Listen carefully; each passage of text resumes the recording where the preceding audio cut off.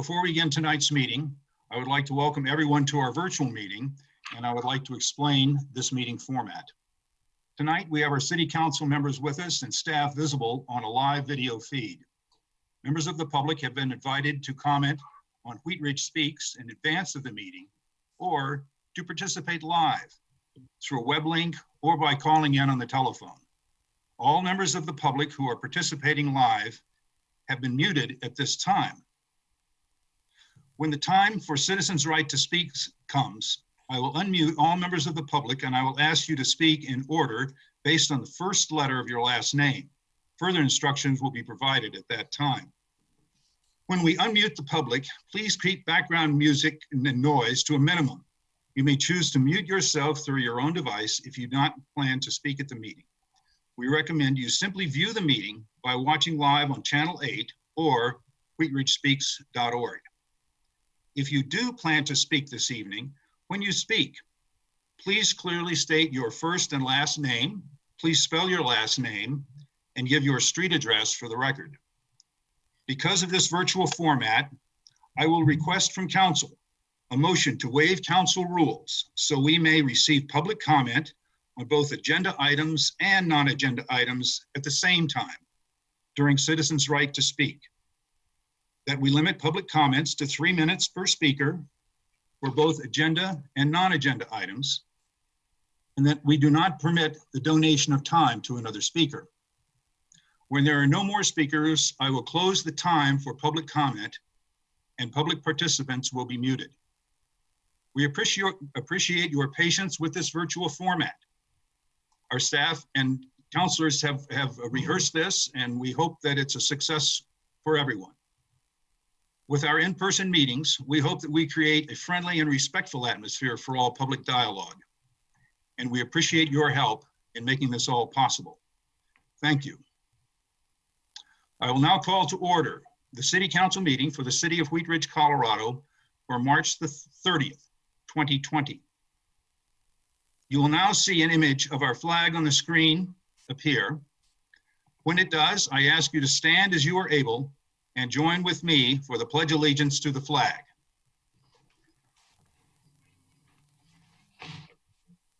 I pledge allegiance to the flag of the United States of America and to the republic for which it stands, one nation, under God, indivisible, with liberty and justice for all.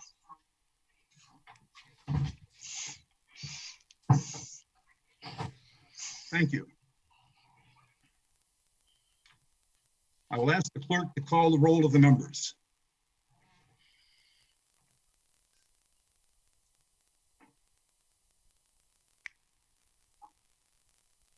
Ms. Hoppy. Present. Ms. Hutchinson. Here. Mr. Urban. Present. Ms. Holteen. Present. Ms. Weaver. Here. Mr. Stikes. Here. Ms. Dozeman. Here. Ms. Nosler Beck. Here. Mr. Mayor, all 8 members of the council are present. We have a quorum. Thank you very much. We have a proclamation tonight to proclaim the 2020 census, the Complete Count campaign. We have with us Lily Griego and Christian Blessington. And if I would ask our staff to bring them in if they are able.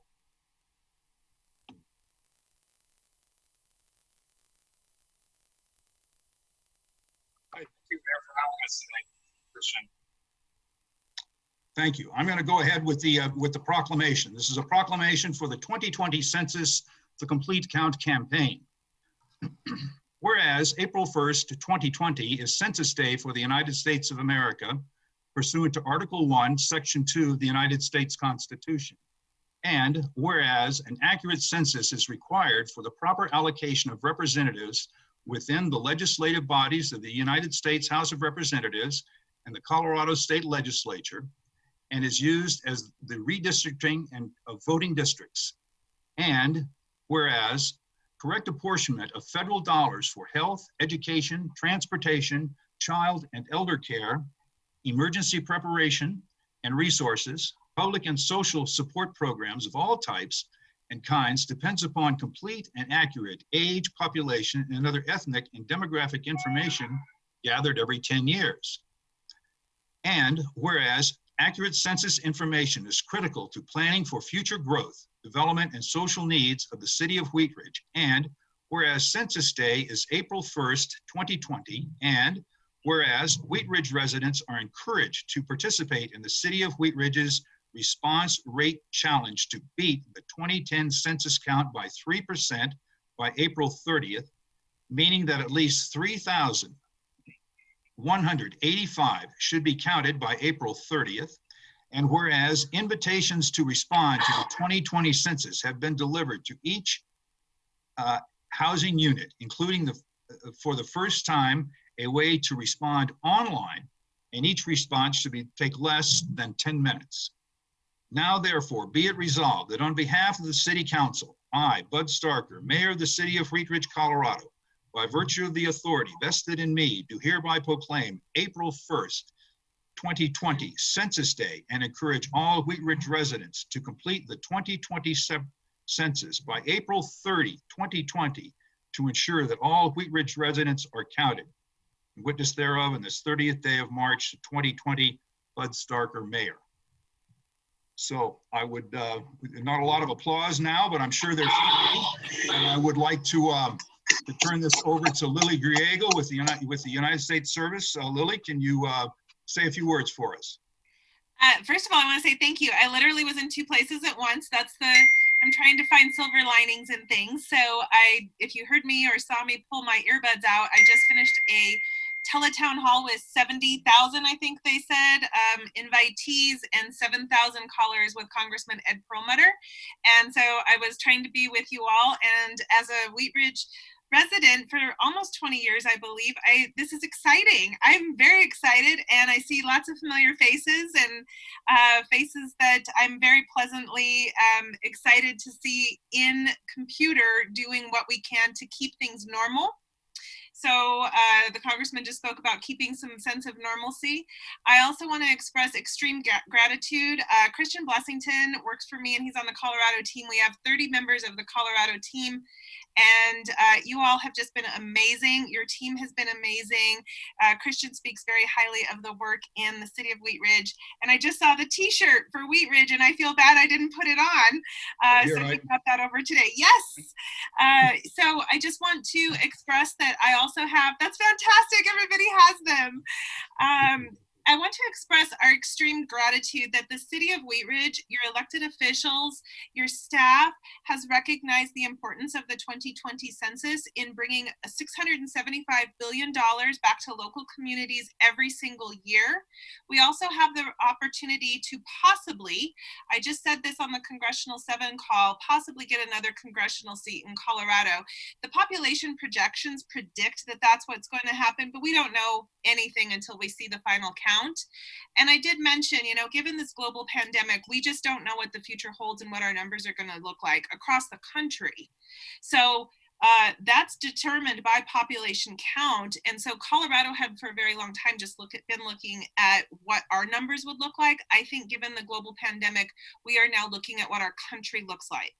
In addition to that, this means local funding for things that Wheat Ridge residents count on every single day: education, health, our rec centers, anything that we touch as we walk outside the door, to include the apartments and the multifamily housing dwelling that we have seen a boom and bust in, most recently a boom in Wheat Ridge. I think that we all appreciate the importance of being counted, and it's never been easier to fill out the census other than the 2020 census online, by phone, or by mail. So I just want to extend huge congratulations for the proclamation. We're so honored and proud to work with you and call you our partners. But I also want to extend a huge thank you to everyone for all you've done. Well, thank you very much for all of your work with the census. Thank you for working with our Wheat Ridge Complete Count Committee. I'd like to recognize their efforts in our city. They've been very active over the past almost year, and I think they've done a marvelous job. We're looking for a lot of activity in our count, a very full count. I want to say that I completed the census the other day, and it was a breeze. It was truly easy to do, and I felt secure and safe doing it, and it was great to do. So anyway, I hope all our citizens will take this to heart. Will after this meeting, fill out their census form and get it in, and let's everybody get counted. So thank you very much for joining us tonight, and continue your good work. Let us know if we can do anything else for you. Mr. Mayor, Yes, we'd Mr. like to Goff. get a screenshot of everybody holding their shirts up again. So if you have a shirt, if you hold it up for a few seconds, we're going to get a picture.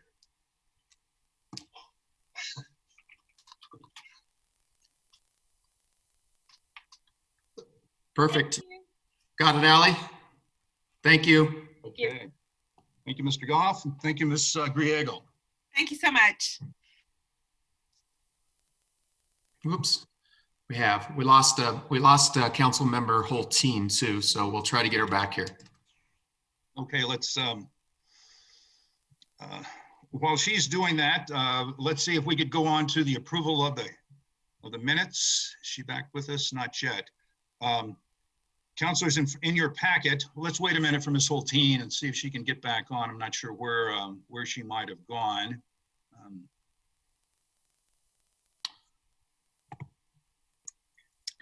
Mr. Mayor, this is Ally Sheck, Admin Services. I'll try Ms. Hulteen by phone. Okay, if you'll do that by phone, I think we'll move on to the, we'll take a look at the minutes. I know there were a couple of corrections.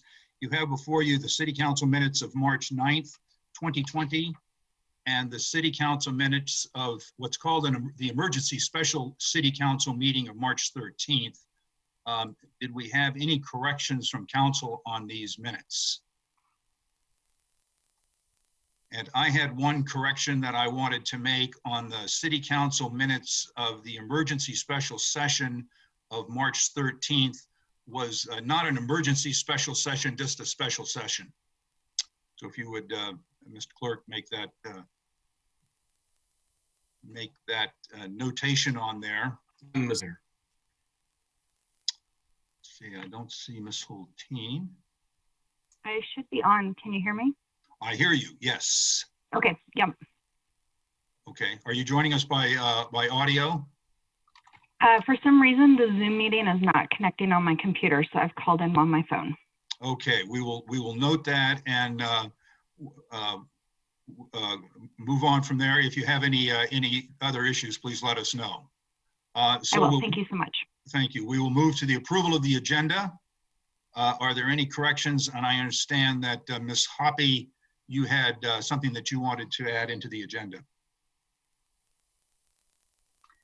I'm sorry, Mayor, I don't have something to add into the agenda, but when we do get to citizens' right to speak, I have a motion to read about council rules suspension.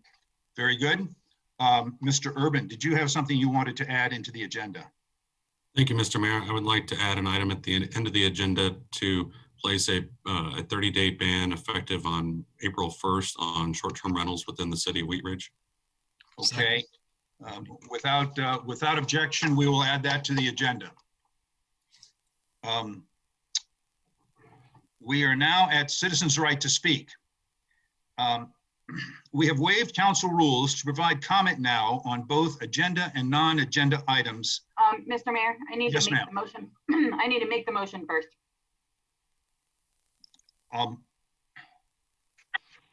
not ready for the motion yet. Oh, okay. You said we have already done, so I'm sorry. Oh. I apologize to interrupt. Oh, I'm sorry. Yes. Let me go to Ms. Hoppy then. That's my order that I want to. Thank you, Mr. Mayor. I move that council rules be waived in tonight's meeting for the following reasons. 1, receive public comment on both agenda items and non-agenda items during citizens' right to speak. 2, that we limit public comment to 3 minutes per speaker for both agenda and non-agenda items. And 3, that we do not permit the donation of time to other speakers. Second. We have a motion and a second by Mr. Urban. Is there discussion on the motion? Seeing none, we will now poll the council, and I think we were going to raise hands, and we'll have to include Ms. Hulteen as a voice vote. So if you're in favor of the motion, please raise your hand and let the clerk count the votes.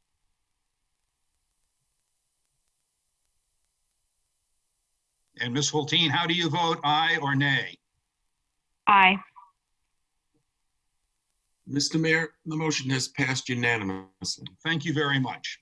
Now we have waived the council rules to provide comment now on both agenda items and non-agenda items. Please limit comments to 3 minutes per speaker, and we are not allowing donation of time. If you are a member of the public and wish to speak during our meeting, now is the time to speak. We will not have another time for public comment during the meeting. The public's microphones are now being unmuted. If you are not speaking, please mute your telephone. I will invite members of the public to speak based upon the first letter of your last name. When I come to your position in the alphabet, please ask to be recognized and I will recognize you. When I recognize you to speak, please clearly state your first and last name, spell your last name, and give your street address for the record. The comments are limited to 3 minutes. Our timing will be performed by Mayor Pro Tem Hoppe. When there are 30 seconds on your time left, she will display on her screen a timing device that's timing down when your time is up. So that will go up at 30 seconds. When it hits to 0, your time is over. And if you would please wrap your remarks up, that would be great. We'll go on to the next speaker. Hopefully that was pretty clear. We'll give it a try here. Is there anyone wishing to speak whose last name begins in the alphabet A through E? Please ask to be recognized.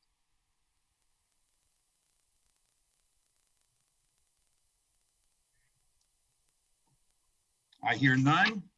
Is there anyone wishing to speak whose last name begins with F through J? Yes.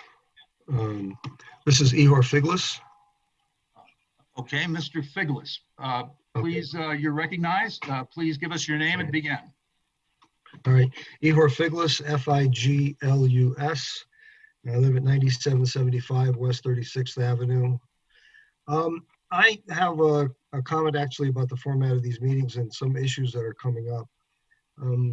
Although, I mean, I was able to sign on and I can participate. I am tech savvy enough to do that.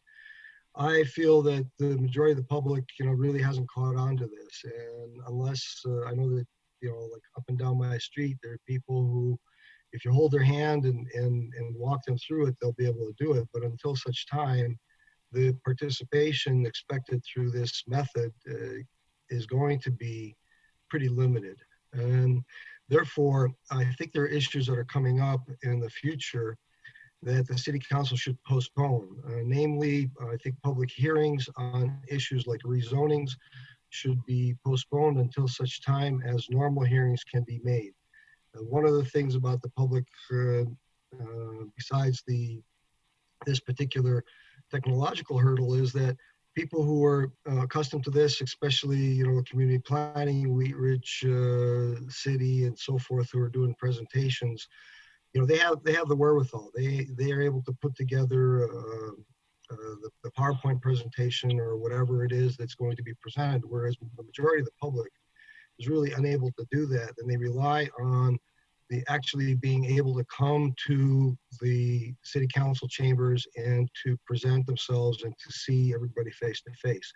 And I think that this medium of doing it online, I think it's great that you can do this, but I think that it's still in its infancy and it really doesn't provide enough access to citizens. You saw yourself that Ms. Hultin had to drop out because of her technical difficulties. I have heard that also from one of my neighbors down the street, who said that especially now with the use of the internet resources, that her connection is often unstable and she gets dropped out of these types of meetings that they've tried to do for her work and so forth. So like I said, I propose that the city council postpone any issues that require public hearing until at least some concerted educational effort is made where the public is able to technically participate in this type of format, or until such time as normal public hearings can be held. Thank you. Thank you. Is there anyone else wishing to speak whose last name begins with the letter F through J? Please speak up and I'll recognize you.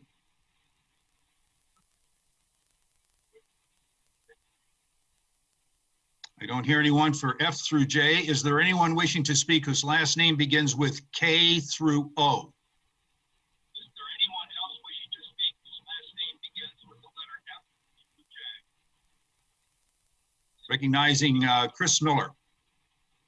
Thank you, Mr. Mayor. I wanted to let the council know that a constituent reached out to me today and had similar concerns regarding the accessibility of the public format and the public discussion, and wanted me to convey that message to council that perhaps this format is not as accessible to the average citizen.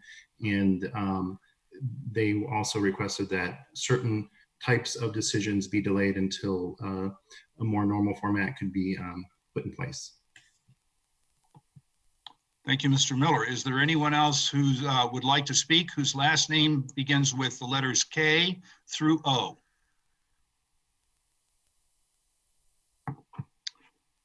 Is there anyone tonight wishing to speak whose last name begins with the first letter P through T? Paul through Thomas. Please speak and I'll recognize you.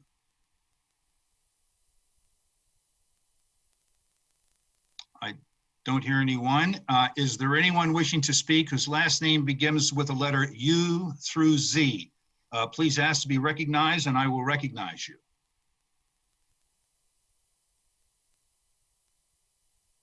I do not hear anyone. Now, is there anyone out there from the public who has not spoken tonight who would like to speak during this citizen's right to speak?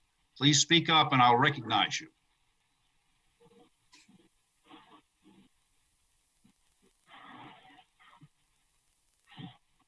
I'm not able to hear anyone. Is there anyone that would like to speak who hasn't spoken who would like to be recognized? Please speak now.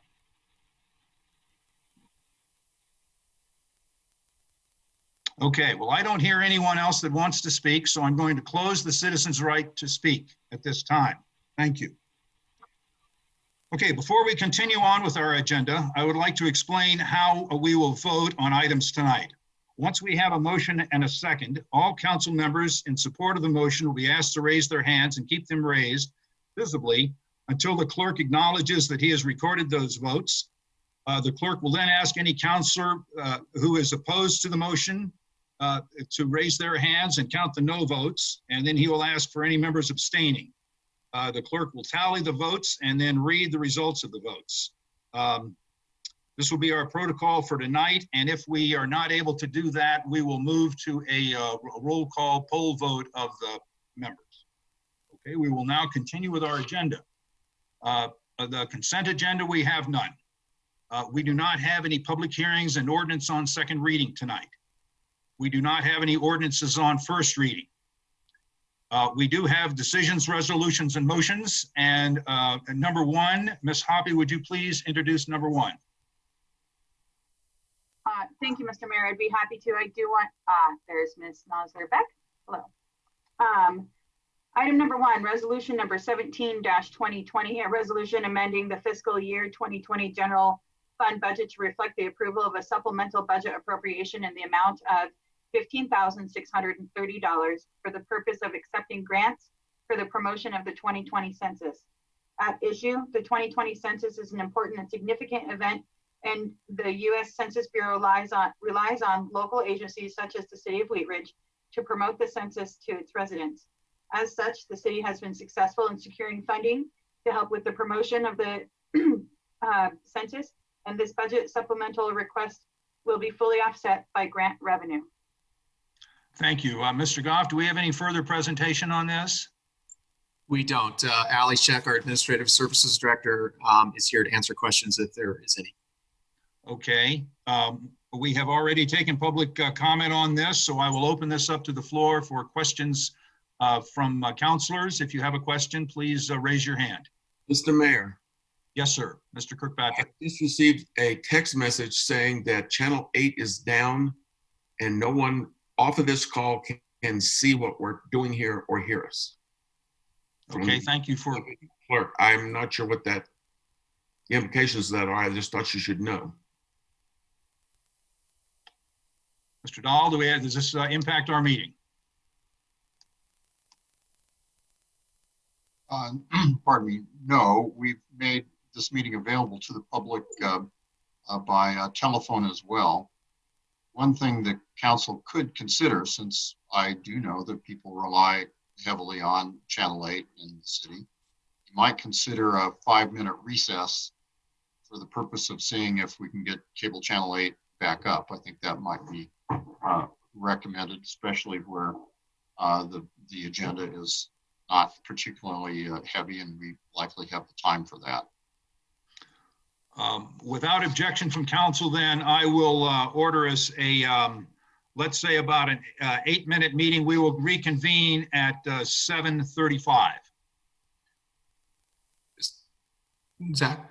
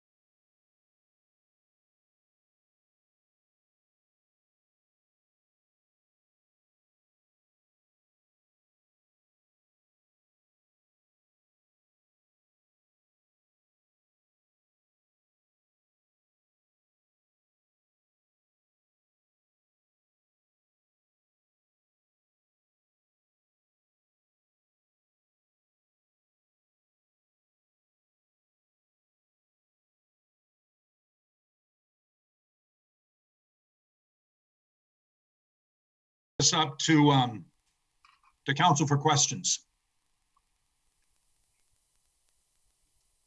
Before I ask for a motion. Okay, Ms. Hoppy, may I have a motion on agenda item number 1? Thank you, Mr. Mayor. I move to approve resolution number 17-2020, a resolution amending the fiscal year 2020 general fund budget to reflect the approval of a supplemental budget appropriation in the amount of $15,630 for the purpose of accepting grants for the promotion of the 2020 census. Second. We have a motion and a second by Mr. Stites. Is there discussion on the motion? Seeing none, will the clerk please poll the council? All those in favor, raise your hand.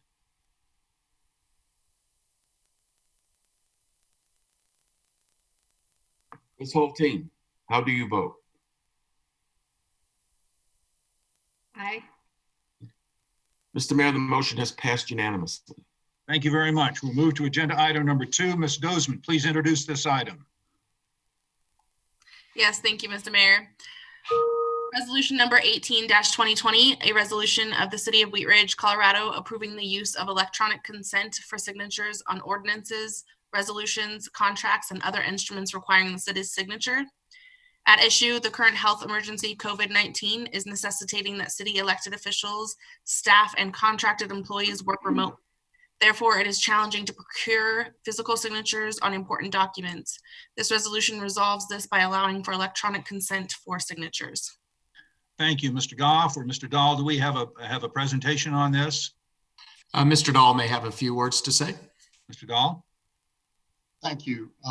This has come up a couple of times since we've had unavailability of people to be able to sign documents, especially the mayor and the city clerk immediately.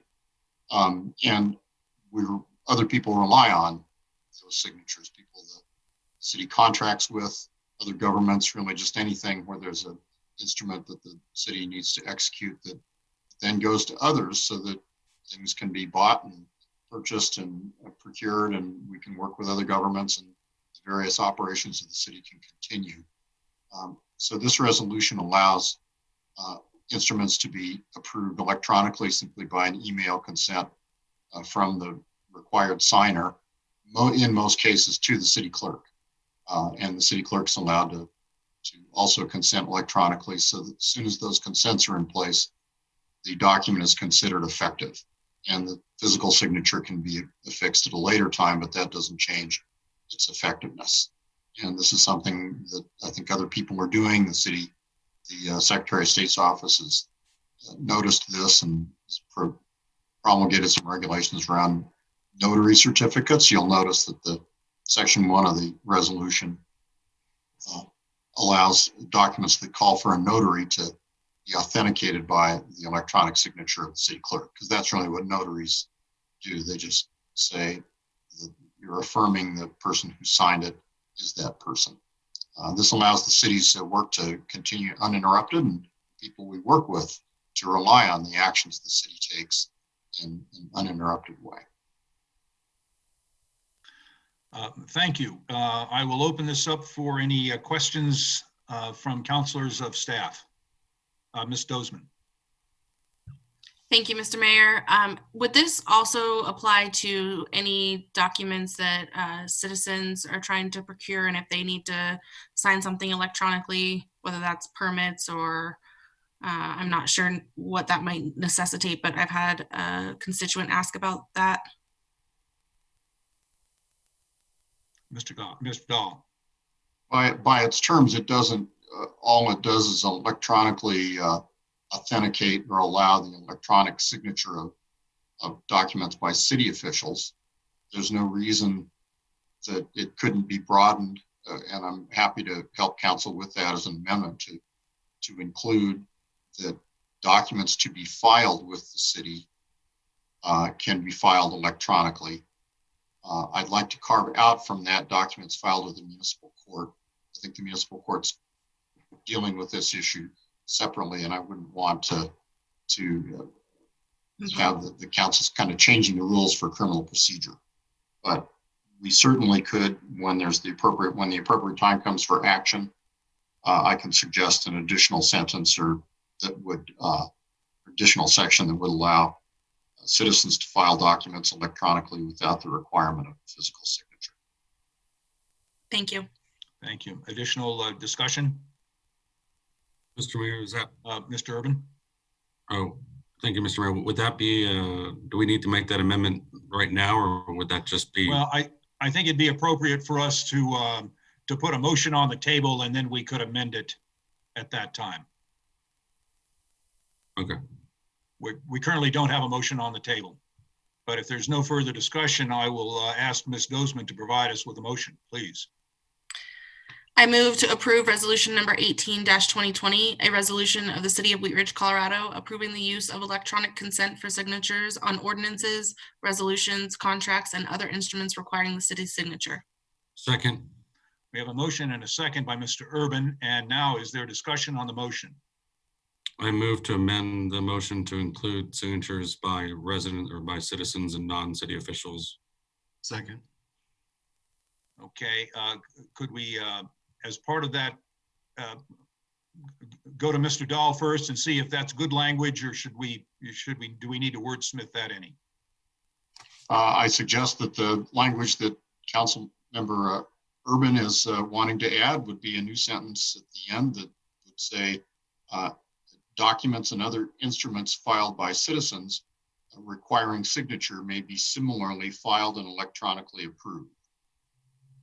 Except as related to the courts, or do you need that? Except caveat? yes, thank you. Except as related to filings in the municipal court. Thank you. Does So moved. that captures your amendment, and Mr. Stites, is that good on your second? Yes, Mr. Mayor, that's fine. Okay, now we will have a discussion on the amendment. Is there any discussion on the amendment? Seeing none, will the clerk please poll the council on the amendment? Ms. Hulteen. You should be able to see her. Oh, sorry. Welcome back. Mr. Mayor, the amendment has passed unanimously. Thank you very much. Now, do we have additional discussion on the motion? Seeing none, will the clerk please poll the council? All those in favor, raise your hand. Mr. Mayor, the motion has also passed unanimously. Thank you very much. We will now move to agenda item number 3. Ms. Weaver, would you please introduce agenda item number 3? I would be happy to. Thank you, Mr. Mayor. This is a motion to approve revisions to the City of Wheat Ridge Emergency Operations Plan. The Emergency Operations Plan for the City of Wheat Ridge was reviewed and required updating to clearly define the roles and responsibilities of each governing entity within the city revisions. So that they also more closely align with other local, state, and federal guidelines for emergency response to natural and person-made disasters. Thank you very much. Mr. Goff, do you have a presentation on this of any type? We have our Chief Murtha on and Commander Sulzer, and I would ask them to provide any additional comments. Okay, Chief Murtha and Commander Sulzer, thank you for joining us today. Is there any additional information you'd like to provide to the council at this time? Good evening, Mr. Mayor and members of the council. Only to add that the changes were very minor and really related to logistical issues. I'll let Commander Sulzer comment on any specifics around that, but I believe these are did not in any way really change the ultimate goal of this document from our perspective. But I'll ask Commander Sulzer to comment as well, since she worked on this document and completed it. Commander Sulzer. Good evening. Good evening. Thank you. Primarily, the revisions, again, were just formatting issues and, again, aligning our plan with those of local, state, and federal agencies for emergency management, and also to add information specifically related to contracting agencies such as the victim advocates, as well as reestablishing all of our roles. The roles of the County Office of Emergency Management to ensure that we are still following along with the things that they would be responsible for during a natural disaster or a pandemic. Thank you. And I want to sort of point out that we've got in our packet material here a good 150-page document that's very detailed and looks to be a very good emergency response report. You know, you always hope you never need these things, but it's good to have them when you need them, and it's good to have them now. So thank you very much for putting this work in, and I would like to open it up to council for any questions or comments they have for our staff on that. Mr. Urban. Thank you, Mr. Mayor. My question is this plan currently being used by city staff, and is it a productive element of our planning and organization around emergency management? Mr. Urban, in many ways it is. We do follow these guidelines. However, this is certainly a living document that only offers guidelines. We're in a unique situation, one that I would suggest to you was not a focus of this document when it was created. However, there are elements of this document that we have incorporated in our current planning and operational aspects of what we are currently facing with the coronavirus crisis. So in many ways, we are following this document, but of course, we're adapting as we go along and changing our posture in response to the way things are moving nationally and locally. Thank you. I would just ask us at some point, let's say 6 months after this is ended, if we're able to take a look at either this document or our overall posture and strategy relating to emergency management, so that we can, as we all talk about uncharted territories, once we've charted this territory, we're able to look back and figure out how do we address or what could we do better. And now is not the time to do that. But at some point in the future, I'd like to see us be able to kind of look back and say, this is what we've learned from this, because it is, something we didn't anticipate. Yeah, and let me just comment really quickly on that, sir. Actually, Commander Salser, almost from day one, started that conversation, and we have been documenting and tracking our new direction here so that we can make sure that we capture this for any future events. Hopefully, it's not in my lifetime, but some future generation can look back on this and be able to learn from what we've learned in this one. But all credit to Commander Salser for being forward leaning on this one. Great. Thank you. Additional discussion on this item?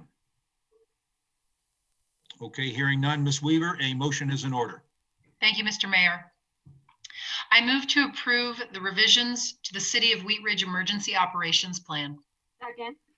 We have a motion by Ms. Weaver, a second by Ms. Hoppy. Is there discussion on the motion? Seeing none, all those in favor of the motion, please raise your hand.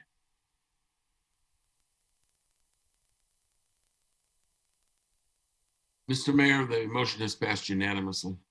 Thank you very much. And thank you, Chief and Commander Salzer, for coming tonight and joining us and for bringing us this report. And thank you very much for your work in keeping our community safe. We appreciate your efforts. Thank you. Thank you. We will now move to agenda item number 4. Mr. Urban, would you please introduce this item? Thank you, Mr. Mayor. The motion is approving funding for Wheat Ridge Business Recovery Program in response to the COVID-19 and Colorado Department of Public Health and Environment Public Health Order 20-22. At issue is the impact of COVID-19 on American businesses has increased dramatically over the last 2 weeks as state and local governments order mandatory shutdowns and shelter-in-place orders, further complicating operations for businesses already impacted by COVID-19. On March 16, 2020, the Colorado Department of Public Health and Environment issued a Public Health Order 2022, which closed bars, restaurants, theaters, gymnasiums, and casinos through April 30th, 2020. Thank you. This is will be a motion when it's made a motion. Mr. Goff, do you have a presentation on this item? I do. Thank you, Mr. Mayor. We also have Steve Art, our economic development manager, is also here, and Chris Miller, our city treasurer, will also provide comments during the presentation. I apologize, I'm going to be looking away from the camera here at my notes, but we'll try to make eye contact when I can. So as you're all aware, and as Mr. Urban just read in the council action form, staff did receive direction from City Council at our last meeting to bring back an amount of money that the city would be able to potentially appropriate for a financial package to support businesses impacted by COVID-19. and more specifically, the state health order that Mr. Urban mentioned in the council action form. Staff has been working on financial modeling to determine what impacts COVID-19 is going to have on the city of Wheat Ridge. And as I think you all know, 70% of the city's revenues today come from sales and use tax. And that's going to be, that revenue source is going to be greatly reduced during this event. Other revenue sources such as lodgers tax, building division fees, and our parks and recreation fees will also be impacted because of this event. We created 3 scenarios, and also Mark Colvin, our finance manager, is also on the call. And if you have any questions for him specifically, he helped put these scenarios together, so he's available to answer any questions. But we did create some different scenarios, and I actually want to share this up on the screen so our public can see it and city council can see it. This is just out of the, let's see, I think I got the wrong, nope, there we go. Okay, I'll just go down to this. This is in the staff report that went out to city council and to citizens, but this is a table of different scenarios that we put together to look at the, again, potential impacts to the city due to this event. Scenario A in this chart is essentially the best case scenario, and up to scenario C we think is potentially the worst case scenario.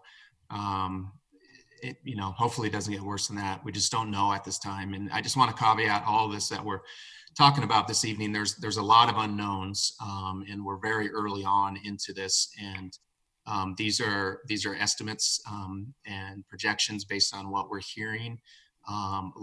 These scenarios that we put together are very similar to what many other cities are looking at also. And where we land in the end on this really depends on how long this outbreak lasts, and how long the mandatory public health orders are in place. Then also how deep this drives the economy into a recession. So all those things we need to continue to monitor and track over the next several months to determine the long-term impacts of this. So we're looking at anywhere between a 12% reduction in total general fund revenues in 2020, anywhere up to potentially 32% of our general fund revenues in 2020.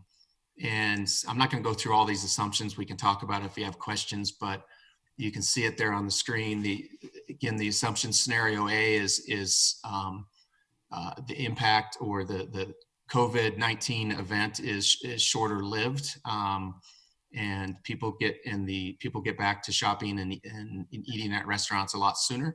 Then when you move on up to scenario B and C, we increase those assumptions so that this event lasts longer throughout the year, and the recession potentially becomes deeper, and people aren't shopping sooner than later. So those are all the assumptions that we put together. I asked staff several weeks ago to start thinking about budget cuts to help mitigate some of this. And in your staff report here, we summarized what types of cuts staff came up with. I asked them to look at all funds, not just the general fund. But at this point, we came up with potentially just over $5 million that could potentially be cut. You can see some different categories there. These budget cuts come from hiring freezes, cuts to conference and training expenses, office supplies, fleet replacement, forestry services, facility repairs and improvements, contractual services. We had $175,000 budgeted in 2020 for the 44th Avenue Corridor Sub-Area Plan. We're suggesting that we put that on hold. Street preventative maintenance and repairs to bridges, improvements to and building security at our city facilities, some projects in the open space budget, including an open space management plan and redevelopment of the green on 38th Avenue, are all items that we've identified as potential cuts. So even before the city, even before COVID was an issue, we were looking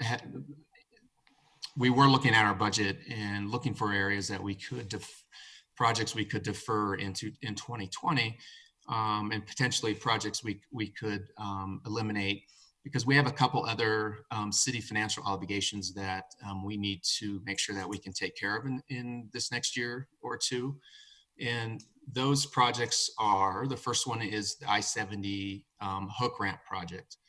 I think we might have to give a little bit of background on this and can answer some questions. We have a fairly new council. So a lot of this project, the I-70 hook ramp project, was decisions were made from previous council. So the current council may not know all the ins and outs of this, but essentially the project at this point, the I-70 hook ramp project, is about $17.5 million.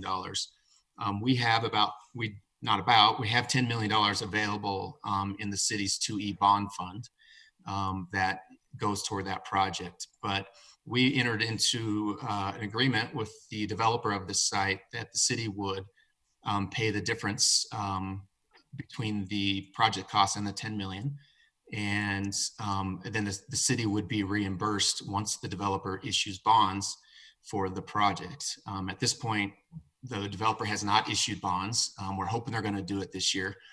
And we are pretty close, if not a little bit over the 10 million in expenditures at this point. So we are starting to needing to dip into general fund reserves to continue paying for this project. The project has probably another 18 months before it's completed.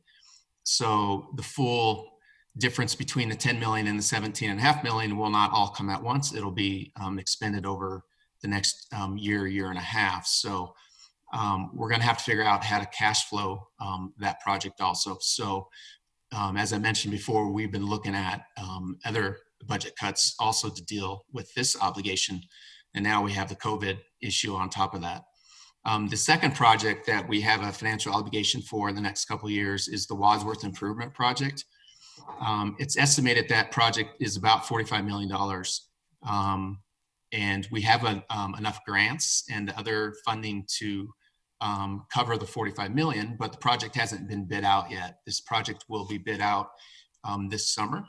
And we just don't know if 45 million is going to be the actual number. It could be higher, it could be lower. But if it's higher, we're going to have to find the additional sources of revenue to cover that difference. And then also, most of this $45 million is going to be reimbursed to the city through federal grants through CDOT. However, those grants reimbursements take sometimes up to 4 months. So we're estimating that the city, once this project is under construction, the city is potentially going to have to cash flow about $4 million at any one time until we receive reimbursement for those grants. So that's just another obligation I want to make sure City Council understands that we have in the next couple of years with these two projects. So talking about general fund reserves now, on how all this impacts our reserves. Our 2020 budget was adopted with a projection of general fund reserves of just under $10 million. That's based on what we're budgeted for expenditures and revenues in 2020. So we know that's probably going to change. But of this amount, of this 10 million, 7.5 million are considered unrestricted reserves, meaning City Council can use those funds for anything they would like. And an additional almost 1.2 million of that 10 million is restricted for emergencies. We are required by state law to hold back 3% of our annual general fund expenditures for emergencies, and that's what's called the Tabor Reserve. So those dollars are available to be spent during this emergency time too. And the emergency declaration that City Council passed a week or so ago allows me as city manager to dip into those emergency funds for COVID related expenses. If you all remember, we have a general fund reserve policy that requires that City Council maintain a minimum 17% undesignated reserve balance. And again, as I mentioned above, the 2020 budget was adopted with projecting for just about a 19% reserve. The table on the screen that you see in front of you shows how each of the scenarios that we put together will have an impact, what kind of impact those scenarios will have on our reserves. So under each scenario, again, our current reserves, right, undesignated reserves right now are 7.4 million. Scenario A, we're projecting to lose about 4.5 million in revenues in 2020. So that decreases our reserves to 2.9 million, which is at 6.6%. So in order to get us back up to 17% reserves, we would need to cut from our general fund budget about $4.5 million. Then you can see the same thing for scenario B and scenario C, which are much larger deficits. Almost done here, and we can take questions. But also a little bit more background. The good news with some of this is that the federal government and state governments are reacting fairly quickly. And there's been a number of programs that have been adopted to help with our business sector. And I won't go through all these again, but this US Senate recently passed the CARES Act, which does provide a significant amount of money to small and large businesses to help with payroll and other expenses.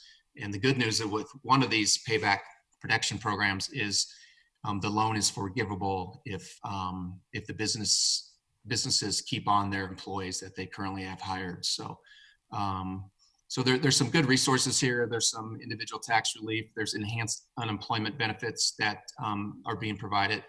The Small Business Association has economic injury disaster loans. Colorado Department of Labor and Employment has a work share program to keep employees hired, but maybe at not as many hours per week. And then there's several other different programs across the country from different groups. Locally here, Local Works has their board recently approved a new loan program to help with expenses that are related to COVID for our businesses. It's a low interest loans they're interest free actually for up to 36 months and up to a maximum of $5,000. And I believe Kate Cook, our executive director of Local Works, is on the call. She could answer any questions you may have about that. The last time I checked, I think they have 5 applications for that money at this point. And also the city, Steve Art and the city has been working very closely with our Wheat Ridge. They have 5, how many did you say they have? The last I heard, they had 5 applications so far. And Steve Art's been working very closely with our Wheat Ridge Business Association and Chamber of Commerce and creating business toolkits. And if you go on the website, we can bring that up here on the screen in a bit if you'd like, but created again a business toolkit that has many resources for our businesses that they can find different resources for them.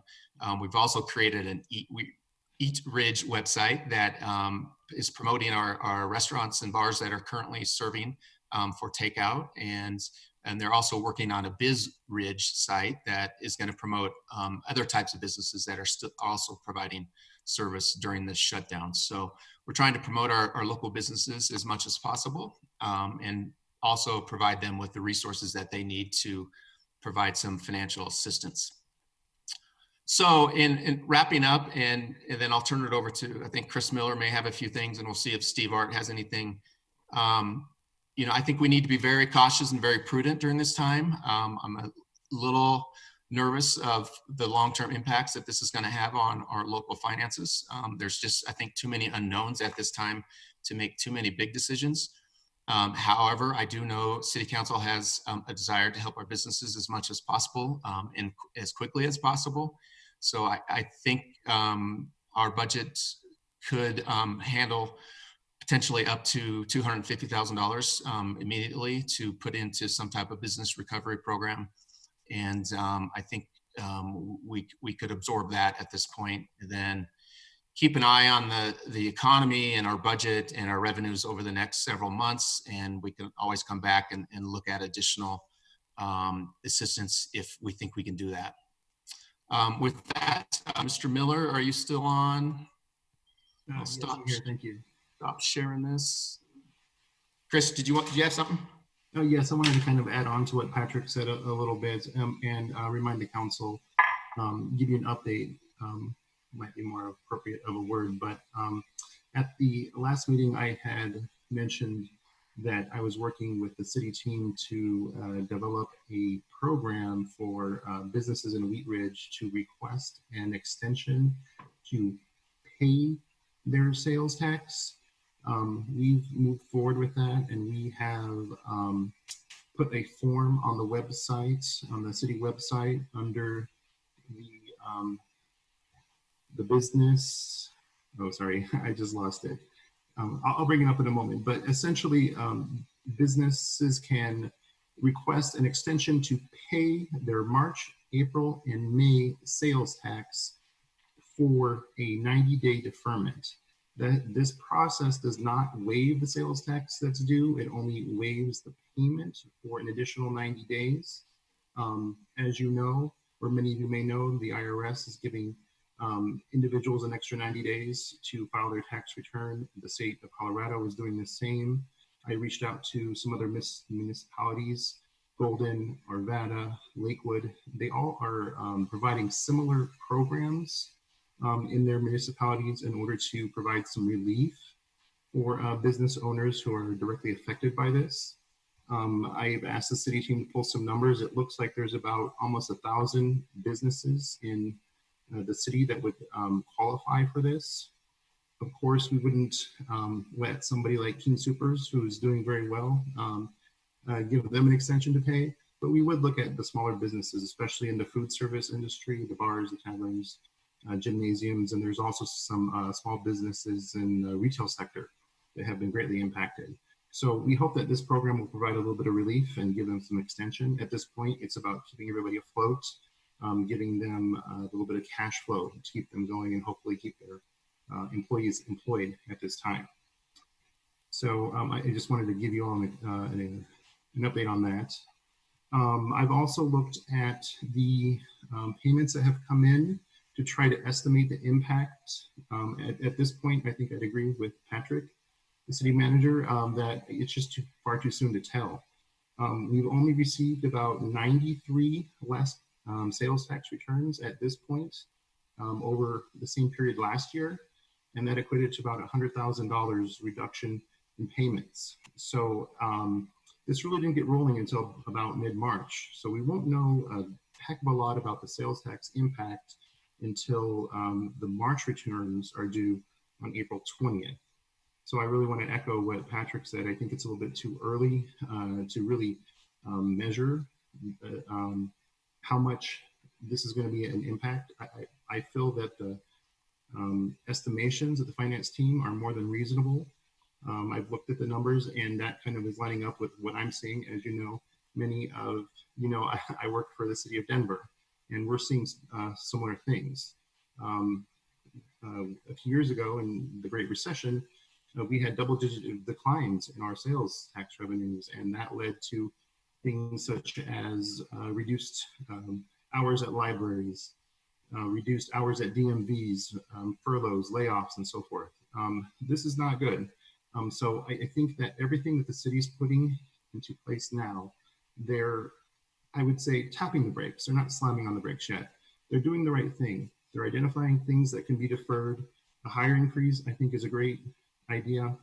And I just want to say that I really support the city's measures, but we need to continue to monitor the situation because if it gets worse, then we may have to think about doing some things as rescinding some budgets in order to live within our goals with respect to our undesignated fund balance and so forth. So with that, I will find that website, but I'll give it back to Patrick and Steve. Thank you, Chris. I just wanted to throw up real quick a screenshot. This is the webpage that Steve Art has been working on with our Wheat Ridge Business Association and the Chamber. It's really comprehensive. It's got, here's the, this is the Eat Ridge portion that has all the different restaurants and talks about what they're doing or not doing during this time. But then there's also a business toolkit here. I think it will pull up that has links to many, many different resources, financial business resources, employment resources, employer resources. So tons of information there for our businesses. And so please refer any business that you talk to this site. It's basically at www.wheatridgebiz.com, and you should find it there. So with that, I think, Mr. Mayor, we're ready for any questions. Okay, thank you very, very much for your presentation. I will open it up for questions from council. Please, Ms. Hulteen. Thank you, Mr. Mayor. I have a question for staff. Would we be able to use these funds for bridge loans? Seeing that there's a lot of available assistance out there, but recognizing that the city could probably be a little bit more nimble and responsive to our own community. Is that an option for us to allocate a portion, not just for direct grant funding, but also to provide bridge loans so that we can actually recycle some of that funds and have the funds go a little bit further? Sure, definitely. I think the good news is there's this is pretty much a clean slate. We could be very creative with this. A lot of cities, we've been doing a lot of research, and unfortunately a lot of cities our size currently don't have any really programs in place, but they're all looking at different things. The states and larger cities have very large loan programs that they are providing. It's mainly loans. There's a few grant programs out there too, but so I do believe though in the next week or two there's going to be more examples from smaller cities, and a bridge loan program could be part of this. Thank you. Mr. Stites. Thank you, Mr. Mayor. I had a couple questions, and I've spoken to a few of you today about it, but who would be in charge of dispersing the funds, or at least do you guys see as being the best entity or city body to do that? Sure. Again, I think there's numerous options there. I think as long as it doesn't get too complicated with a huge application process, we could handle some in-house. But we also could utilize Local Works to help us. They have experience in this, and maybe our Wheat Ridge Business Association. I think it was Councilmember Hoppy a few days ago, we talked about we could bring back a citizen committee that we've established to distribute funding to our nonprofits. We could use something like that, that they could put some criteria together and evaluate applications and give funding out to. So I think there's numerous ways, Mr. Stites, we could do this. Okay.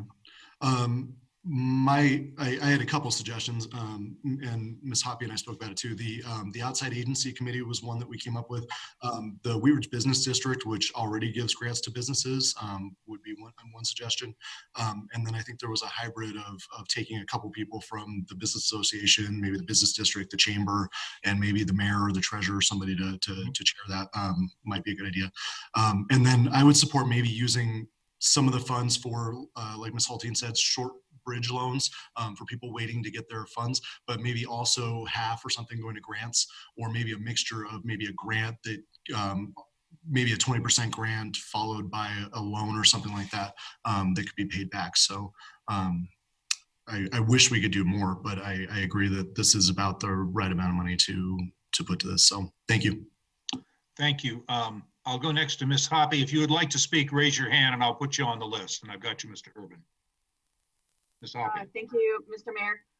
So Patrick, I was wondering, all of these resources that were identified in the staff memo, I just wanted to verify if those have already been added to our city website on a resource page, or are they all through the Eat Wheat Ridge?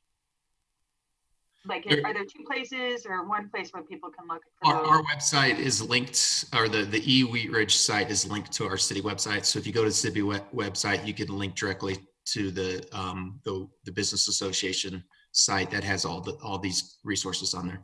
Okay, and so so they're not directly on our website. They're linked to, it's linked to another website. Correct. Okay, and then I'd also like to ask for the form to request an extension for 90 days. Is that something that we have been able to do like a social media blast on, or to like kind of get the information out there on that? And here's my concern, is that yes, there are a million links. I've been clicking on links for days and days and days. And the navigation of all of it is hard. And finding what works for your specific business is hard. And so, you know, I just want, putting up a list of links that's great, but there's still, you just get lost in the forest. And so like, if we have something very specific that we're doing, which is like the request for the extension for the 90 days, can we get that out there into our community so that our business community is aware of that and they don't have to go through a list of links to necessarily get that information? Chris, you want to respond to that? Yes, I would honestly, sorry, I want to make sure I wasn't muted. I would be happy to do that and work with the city staff to make it more accessible. Perhaps I can coordinate with Steve Art to directly communicate with our business community. Facebook sounds like a great option. A lot of information travels awfully fast. So I would love to do that and work with the team in economic development to make sure that everyone is aware of this program. Thank you. Thank you. I see I have Mr. Urban down next. If you want to speak, raise your hand. Mr. Urban. Thank you, Mr. Mayor. So about 10 years ago, I was working for the Adams County Housing Authority running their rent assistance program. And there were several criteria that we had when providing rent assistance. And the first criteria we had was that the renter wasn't going to be evicted the day after we provided assistance in paying their rent. And so likewise, as we look at these programs, I want to make sure that the participants in this program aren't going to end up closing or that they're going to be evicted from their place of business, or otherwise it's not going to cause them to be successful. So as much as we don't want a very burdensome application process, I think there's 3 different criteria that I'd like to see. The first being that these businesses are going to survive, or they have some indication that it's from a triage perspective, that it is a survival event for them, that their landlord isn't going to be evicting them the day after we help them with their rent. So that's the first one. And then if there are hard costs or specific expenses that we could help them with when we're talking about the grants, I think that would be helpful to have the businesses identify specific items if we're talking about grants. When it comes to loans, as a business, we'll give them a loan, they can use that for what they need to do. But when it comes to grants, I think it's better for us to be prudent in saying, well, what is this grant going to be paying for? And then we also want to be helping those that want to help themselves. And so if we can see an indication that they are applying for other programs, whether it be an SBA, they may not receive that other assistance, but we need to see that they are not just turning to us alone for their assistance. We want them to turn to us, but we don't want it to be the only source of their relief. And by requiring additional application with other entities, that make sure that they're as successful as possible. And to Councilmember Stites' point about sort of a mix of 20% in grants and 80% in loans of the 250,000, I think something like that would be appropriate. And as far as the loans, if it were forgivable after a year because the business is still in business within a year, then the loan would be forgiven. But if if they close within a year, the loan would be personally guaranteed by the business owner or something to that effect, because we want to encourage them or to show them that these monies are to make sure that they stick around and that they don't just fold up shop as soon as we provide them with some assistance. So those are my ideas and concerns, and I would agree that $250,000 is an appropriate amount to start with. I'd like us to revisit it at some point when we're able to, and I would agree that it's difficult to tell where we're going to end up with this, but our business community needs to know that we've got their back and that we're able to help them, and it sounds like $250,000 is where we're able to be at this point. So thank you. Thank you. Additional comments from Ms. Nosler-Beck.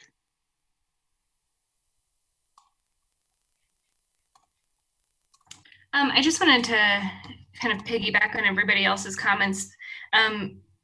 I think that it's pretty important for us to establish the criteria, like Council Member Urban was saying, because not only does it help the businesses in Wheat Ridge to have grants available to help right now, but when the SBA, potentially SBA grants or any of these other federal or state programs start either doing grants or loans, if we have a set criteria, that helps make Wheat Ridge businesses more viable and eligible for potential other funding as well.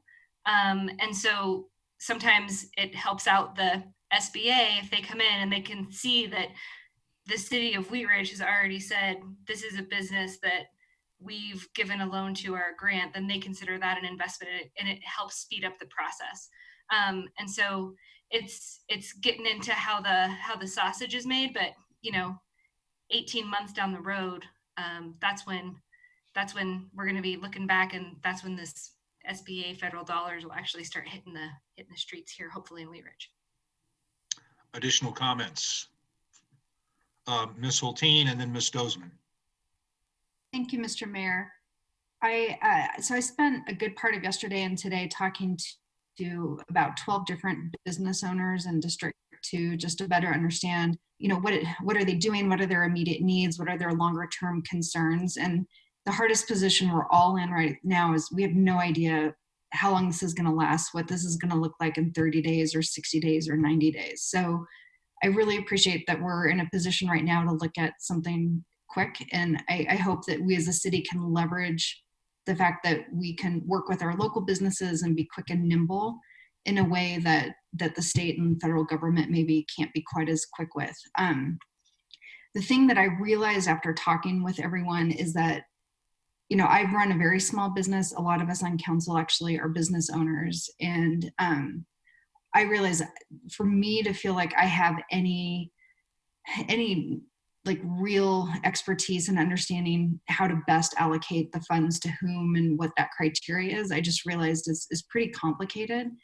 And so one of the things I'd like to consider, based on what Council Member Stites suggested, is could we create a working group that is representative of the business community to best understand their needs and then best represent the city's investment in those needs? And I think, it's hard because a lot of our business members would probably be looking at applying for those funds as well. And so assuring that the city's dollars are being, represented in an unbiased fashion. But, could we look at assembling representatives from, the chamber, business district, local works, the city, to come up, work with Council Member Urban's recommendations on viable business models. Can we do loan forgiveness? What does that look like? I feel like the business community knows itself best, and I'd really like to look to them for their guidance and recommendations so that they can best represent the business community. Thank you. Ms. Dozeman. Thank you, Mr. Mayor. So that was, Rachel kind of stole my thunder, but we already had this conversation earlier. So I definitely was going to ask about criteria and whether we would be putting together some sort of committee within the business community and how quick that turnaround would be. And then Mr. Urban touched on the forgiveness, loan forgiveness after a year, but I'd like to make sure that there's a certain percentage that's paid off before we're allowing for full forgiveness. And I love the idea of grants and bridge loans. I think that that would be a good mixture. And I wanted to thank everybody for putting this together and really giving a even though it's not the greatest picture, giving us very conservative numbers to work with so that we can ensure the viability of our city funds, as well as having and giving relief to our businesses. So Thank you. I have Mr. Urban and then Ms. Hoppy. Thank you, Mr. Mayor. My question is relating to the expenditure of these funds and what criteria, what ability would we have to seek reimbursement of these funds from FEMA or SBA or other federal entities because this is within that emergency declaration? And do we have any idea of how we can craft this so that it is reimbursable by some other entity, or we just are going to expend this without expectation of reimbursement? Yeah, it's a great question, Mr. Urban. And unfortunately, right now, most of the reimbursement is not to cover any revenue losses that the city has seen that we're hearing from FEMA. It's only covering direct costs to deal with these impacts. So over time of our employees who are working specifically on this issue, any expenses that things that we have to purchase for cleaning or disinfection or anything like that. But right now they're not, at least any of the stimulus packages that have been put out there currently are not providing reimbursement for lost revenues to cities. There is a lot of talk out there that hopefully that they'll look at a fourth potential stimulus package that would potentially include some reimbursement to cover lost revenues. I'm sorry, go ahead. So, but to that point, this $250,000 isn't necessarily to recoup lost revenues. It's to provide direct assistance to those business owners. And when I was overseeing the rent assistance program for Adams County, we would never pay the tenant that rent in hopes that they would pass that along to the landlord. We would get a W-9 directly from the landlord and pay that to that landlord with a written letter back from the landlord saying that they wouldn't evict the person for another 60 days or something like that, because that was the whole point of giving them that money. And that would then be potentially reimbursable because it's a hard cost that we are paying on behalf of somebody else. And so as it relates to grants that we may be doing, I don't know if it's possible to ask business owners to hand us an invoice that they need paid, and we pay that, and that becomes a reimbursable cost that we can seek from some other entity. Yeah, I hear what you're saying, Mr. Urban. I think we need to do all we can to see if we can get some of this reimbursed, but everything I'm hearing now is these types of expenses won't be reimbursed, but doesn't mean that won't change. Again, I know Congressman Perlmutter and our senators are pushing for reimbursement of these types of expenses. And even the third stimulus package that was passed, the funding that is going to counties and cities, it only goes down to cities of 500,000 or greater, or counties of 500,000 or greater. So we're going to have to apply for the funding that is available through the county. It's not coming directly to us. So they're trying to change that. Also, they're trying to make sure that all entities, doesn't matter on their size, are getting some funding. But I think the good news is, Zach, I think there's a lot of people pushing for better flexibility on the funding and to cover some of our lost revenues. We can look at your suggestion of trying to, like you just said, maybe pay for hard costs, and maybe that would be reimbursable. We'll look into that. Well, and the reason I say that is that because in the situation everybody is affected, we want to identify for those business owners what are the pinch points and what are the hard costs that have to be paid today, and trying to identify for the business owners how can we help them today, and where do they really need the assistance, because for instance, with a property owner who has a mortgage, their mortgage company is going to want to work with them as it stands and deal with that separately. Us paying that mortgage isn't in our best interest because the mortgage company has a self-interest in working that out with them as well. So helping us really identify what exactly is the best bang for our buck and expending these monies, and the potentiality of receiving reimbursement is only going to be on that we have specific expenses that if we just give someone $1,000 and hope that they do well with it, we're not going to get reimbursed for that at all. Thank you. Ms. Hoppy. Thank you, Mr. Mayor. And I just, when I first read the memo, I knew that there was going to be a lot of discussion because I read the memo, but then the questions on the end were who and how, right? And so I've been taking a lot of notes, and we've talked, you know, kind of like how it could potentially be, how it could potentially go out, like with, you know, a lot of the suggestions that Councilmember Urban has made about, like, you know, how do we decide who gets the money and that kind of thing. The who we've touched on just a little bit, but Councilmember Hultina and I were talking, and one idea that we had, and so I just kind of want to get this out there so that at some point when we can end this and have moving direction, because you know, we don't want to have to wait until our next business meeting to give staff direction on what to do. And so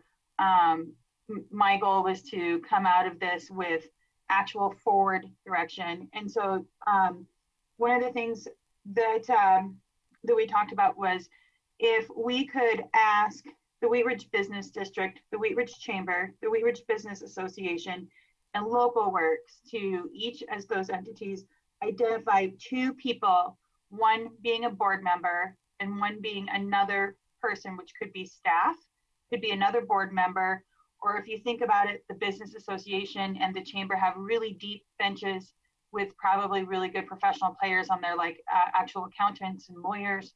And so if they could identify one person of their membership, but each of those would ask to, you know, donate basically 2 people to the committee. And then we could have our economic development director, Steve Art, on that. And then perhaps you, Mr. Mayor, if you feel like that is something, so that, you know, council has representation on that. So that's kind of like, that's the nuts and bolts of that idea. And I just want to put that out there and see what people think about that, if they think that that's a bad idea, if they have something that they'd like to change to it, you know, something just so that we can make sure we're moving through this meeting and we're getting to an end result, you know, that we can tell our small businesses about. I want to chime in. I think you've got a great idea to, you know, this is something that we need to move on tonight if we're going to move on, and you know, and have a working group if we're going to have a working group established, you know, be able to make, you know, to move with that and make decisions.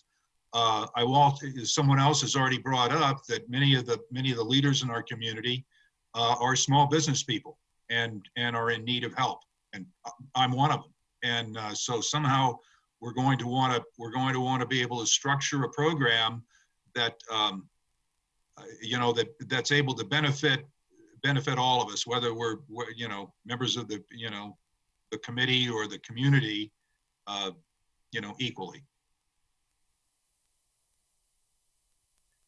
Additional discussion, Ms. Stosman. Thank you, Mr. Mayor. Yeah, I had some similar thoughts. I mean, most of the folks that are on those organizations or in those organizations are business owners themselves that may turn around and want to apply. So just having a really good mixture and making sure that we have staff representation on there, whether that's Steve Art, maybe also our city treasurer, Chris Miller. I mean, I think that we need to have a good mix of people from kind of all walks of our business community, whether that's restaurants, retail, etc. So I know we need to keep that in mind, because we're basically making and creating a committee that's going to be creating criteria for themselves potentially. Additional discussion. Mr. Urban. Thank you, Mr. Mayor. To that point about the number of people that are both small business owners and members of the committee, I think it's critical that we have those individuals providing that input.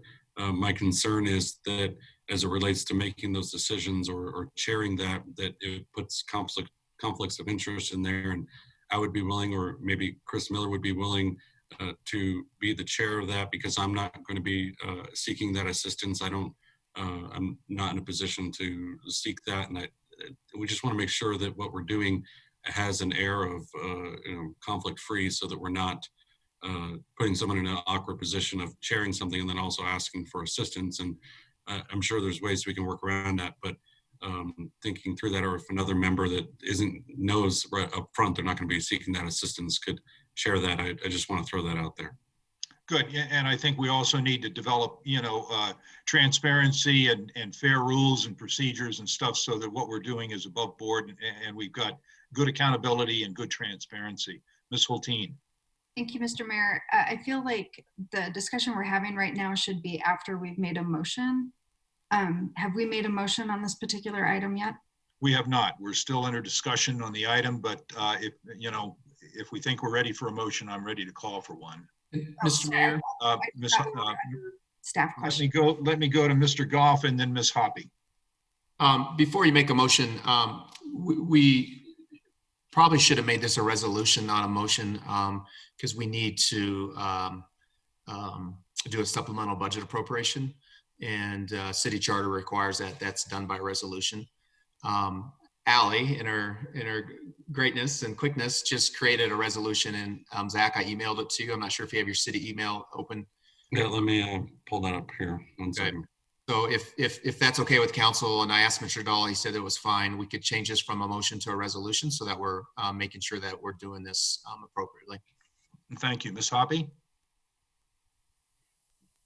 Thank you. And I wonder if what we should do is move on to the resolution, but then, which means that we will be putting the funds into a business recovery program, but then do we need to add, we still need more discussion on how it's going to get done. And it has not been added to our agenda, which it's past that time to do that. So what's the appropriate time to do that? During discussion after the resolution, and then after the motion for the resolution, it'll have to be amended once we figure out how we want to do it. We probably could have another resolution to implement some direction, for the funding. Mr. Mayor, I can make some suggestions while you're waiting to get the draft from Allie. What council could do to get it going tonight would be to, we need a title for the resolution. It'd be something like approval of resolution number, and it'd be the next one in the list, it'd be number. Gary, I emailed it to you also. Do you have your? Oh, okay, good. Maybe. We're gonna have to split screen for that, but okay. Use move a title of a resolution, which whatever you've been receiving, a resolution establishing a small business recovery or assistance program, and that can be the title. Then the motion can continue to say the resolution to direct the establishment of such a program with an appropriation from general fund, I believe, or fund balance. General fund undesignated. Thank you. In an amount not to exceed $250,000 to be expended pursuant to eligibility criteria and procedures to be developed by the city manager pursuant to the direction given to the manager by the council at this meeting, because you have been, there've been notes being taken, you've really covered a lot of the details, with the city manager to commence implementation of the program when those procedures are in place, and to further report to the council for additional direction, modification of the program at the next council meeting, understanding that if you really want to get this going quickly and not wait till the next meeting, that could make that happen. Then doubtless there'll be some experience with the program. It might not even have monies expended yet by the next meeting, but there will be procedures, et cetera, that have been developed. You'll be able to test those a little bit, see those in a more regular council meeting packet. Now that all allows you to even be in the position of potentially expending money before the next council meeting. You could back it up a little and have this motion direct that resolution is approved, creating the program, directing the manager to create the eligibility criteria and procedures, and then to bring that program back to you for approval at your next meeting, which is, I recognize, not starting it right away, but it may be that you'll want to have seen it a little bit in more full detail before you want to trigger the expenditure of funds.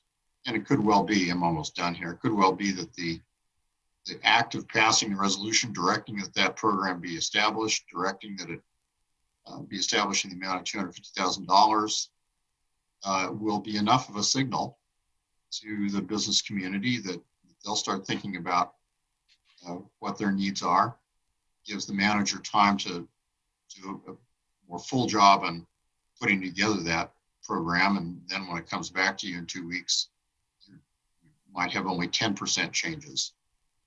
So I think your choices are between directing that it happen right away and come back and we'll tweak it, or directing that it be created and brought back to us and we'll tweak it before we launch it. I've spoken for a long while on behalf of Mr. Goff, and he may have a reaction to those two choices, or there may be other choices. Additional discussion. Are we ready for a motion? Ms. Hoppy? I just want to clarify that Councilmember Urban has enough of the language from our city attorney to move forward with this resolution, knowing that what our intention as council is to try to get this program going. Well, let's go to Mr. Urban right now and ask that question. Thank you, Mr. Mayor. So I would suggest we go with the first option, which is to enact this and get it rolling and come back and tweak it at the next meeting as needed. And so I can read the resolution, turn to Mr. Dahl to provide a little bit more clarity around what he indicated around the establishment of criteria procedure, that language, and then I'll say so moved as it relates to that, and then we'll vote on the resolution. Mr. Dahl, would you like to formulate some wordsmithing right here for that motion? Sure. I don't have the title of the resolution as designed by Ally in front of me. Can that be read? Yeah, I can read that in. So, great. Why don't you read that in and then I'll read in the details. Thank you. I move to approve City of Wheat Ridge, Colorado Resolution 19-2020, a resolution amending the fiscal year 2020 general fund budget to reflect the approval of a supplemental budget appropriation in the amount of $250,000 for the purpose of providing a business recovery program. Whereas the Wheat Ridge Charter requires that amendments to the budget be effected by the City Council adopting a resolution, and whereas the City of Wheat Ridge City Council acknowledges the hardship imposed by the COVID-19 emergency, and whereas the council recognizes the importance and significance of small businesses to the health and vitality of Wheat Ridge, and whereas the City Council finds that assistance is necessary to support businesses during this time, and whereas insufficient appropriations in the 2020 budget exist to cover this program, now therefore be it resolved by the City of Wheat Ridge City Council that Section 1, a transfer of $250,000 is hereby approved from the general fund undesignated reserve account 01-005-700-719, and the 2020 revenues are amended accordingly, done and resolved this 30th day of March 2020. Do I hear a second? Second. Was there anything else that we needed to get in that resolution? Maybe I jumped the gun, Mr. Dahl. I'd suggest that you add a section authorizing and directing the city manager to establish such eligibility criteria and procedures for administration of the program as directed by the council during its March 30th 2020 council meeting, and further to direct the city manager that upon the creation of those eligibility criteria and procedures to initiate payments under the program to eligible businesses, with the requirement that the city manager make a full report to the city council of the progress under the program at the council's next regular meeting. Mr. Urban, do you incorporate that language by reference into your motion? And yes, so I would so move the additional language from the city attorney as it relates to this current motion. Thank you. And the second? Yes, I agree. Okay, so we have a motion and a second by Ms. Hoppy. Now, do we have discussion on the motion? Okay, seeing none, we will go to a vote. All those in favor of the motion signify by raising your hand.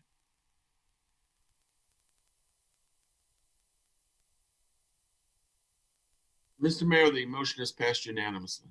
Thank you very much for a good discussion on item number 4. And I hope our Wheat Ridge businesses will avail themselves of this, and the more so that we can make an investment in our community that helps our community and helps us all. So that's kind of the direction I hope we're headed.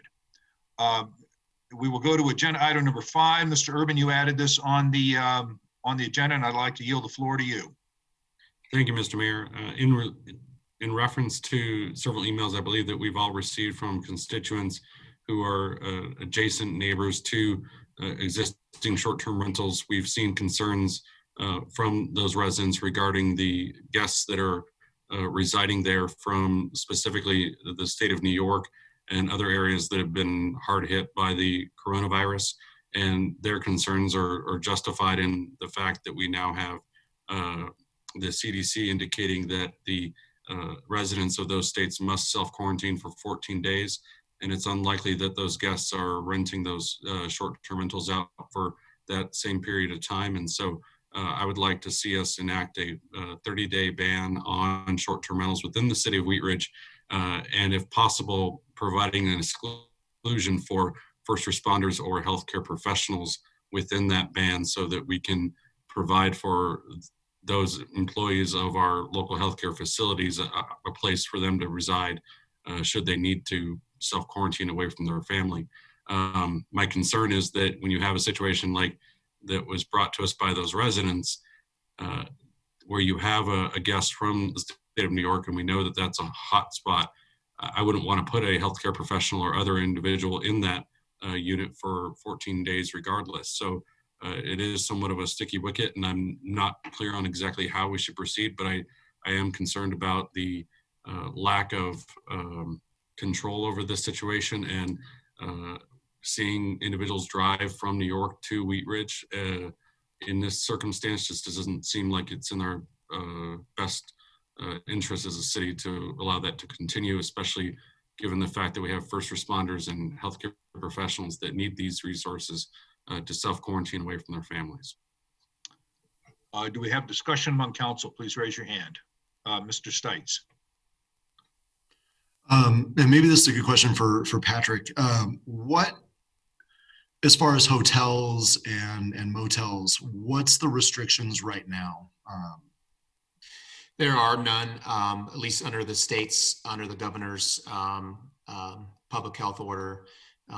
Accommodations, hotels and other accommodations are exempt from, they're considered essential businesses. So, but Wheat Ridge as its entity of its own can make, put in stricter enforcement or rules. So, so you could do this if you'd like, even though the state hasn't.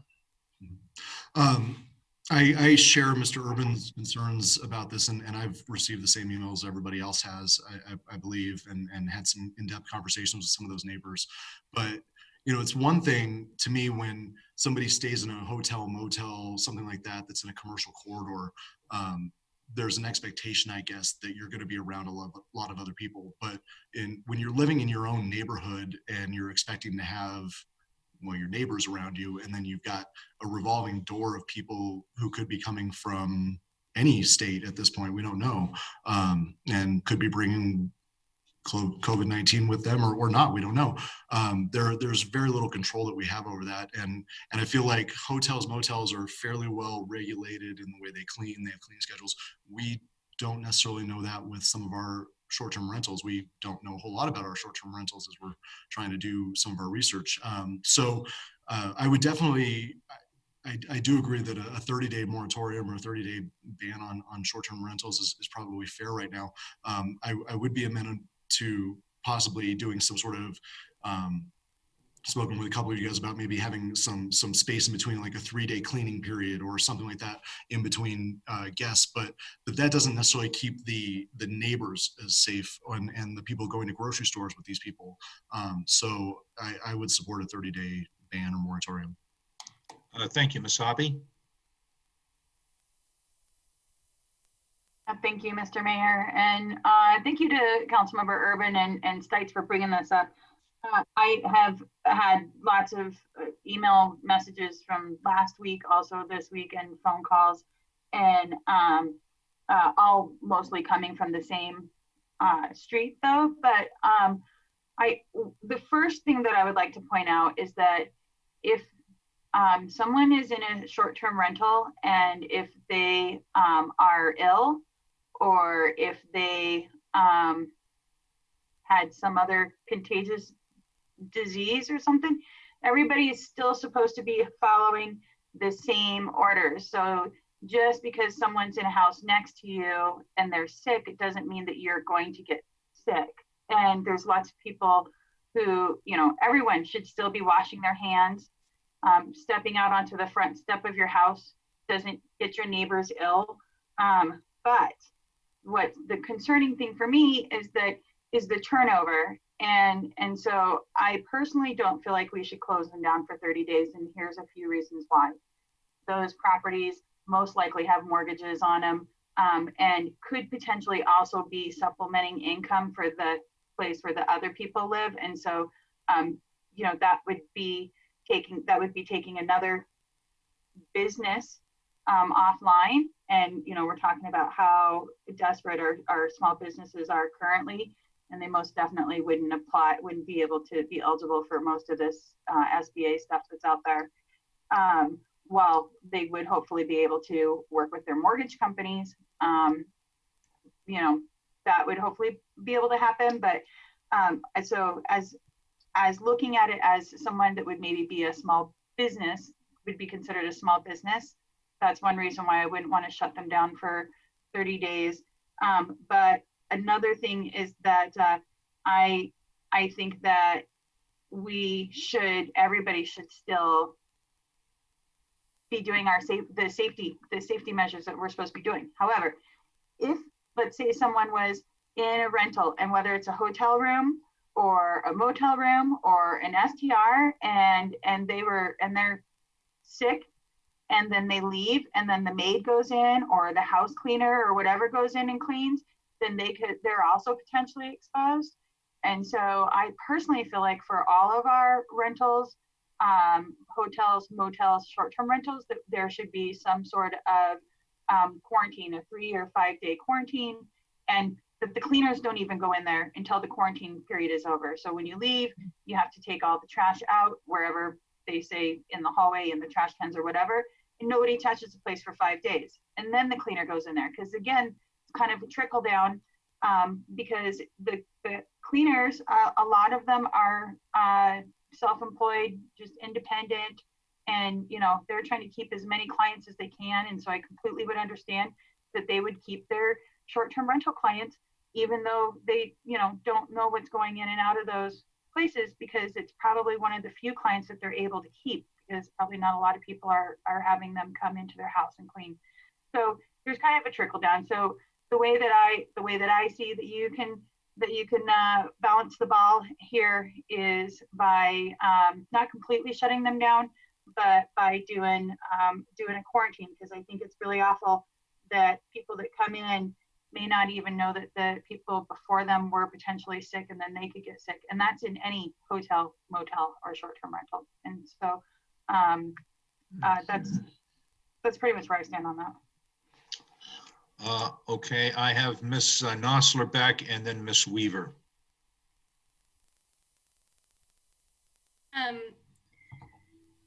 Patrick, I just have a question for you on a couple of things. Do we have all of the short-term rentals tracked in the city?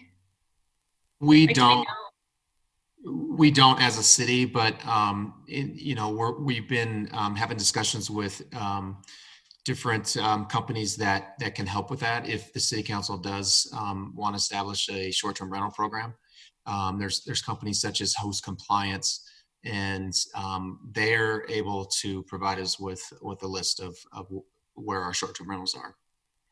Okay.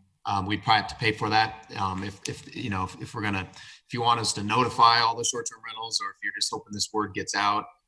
But if you want us to notify them all, we'd have to work with a company like Host Compliance to see if we can get addresses for all these places. Right.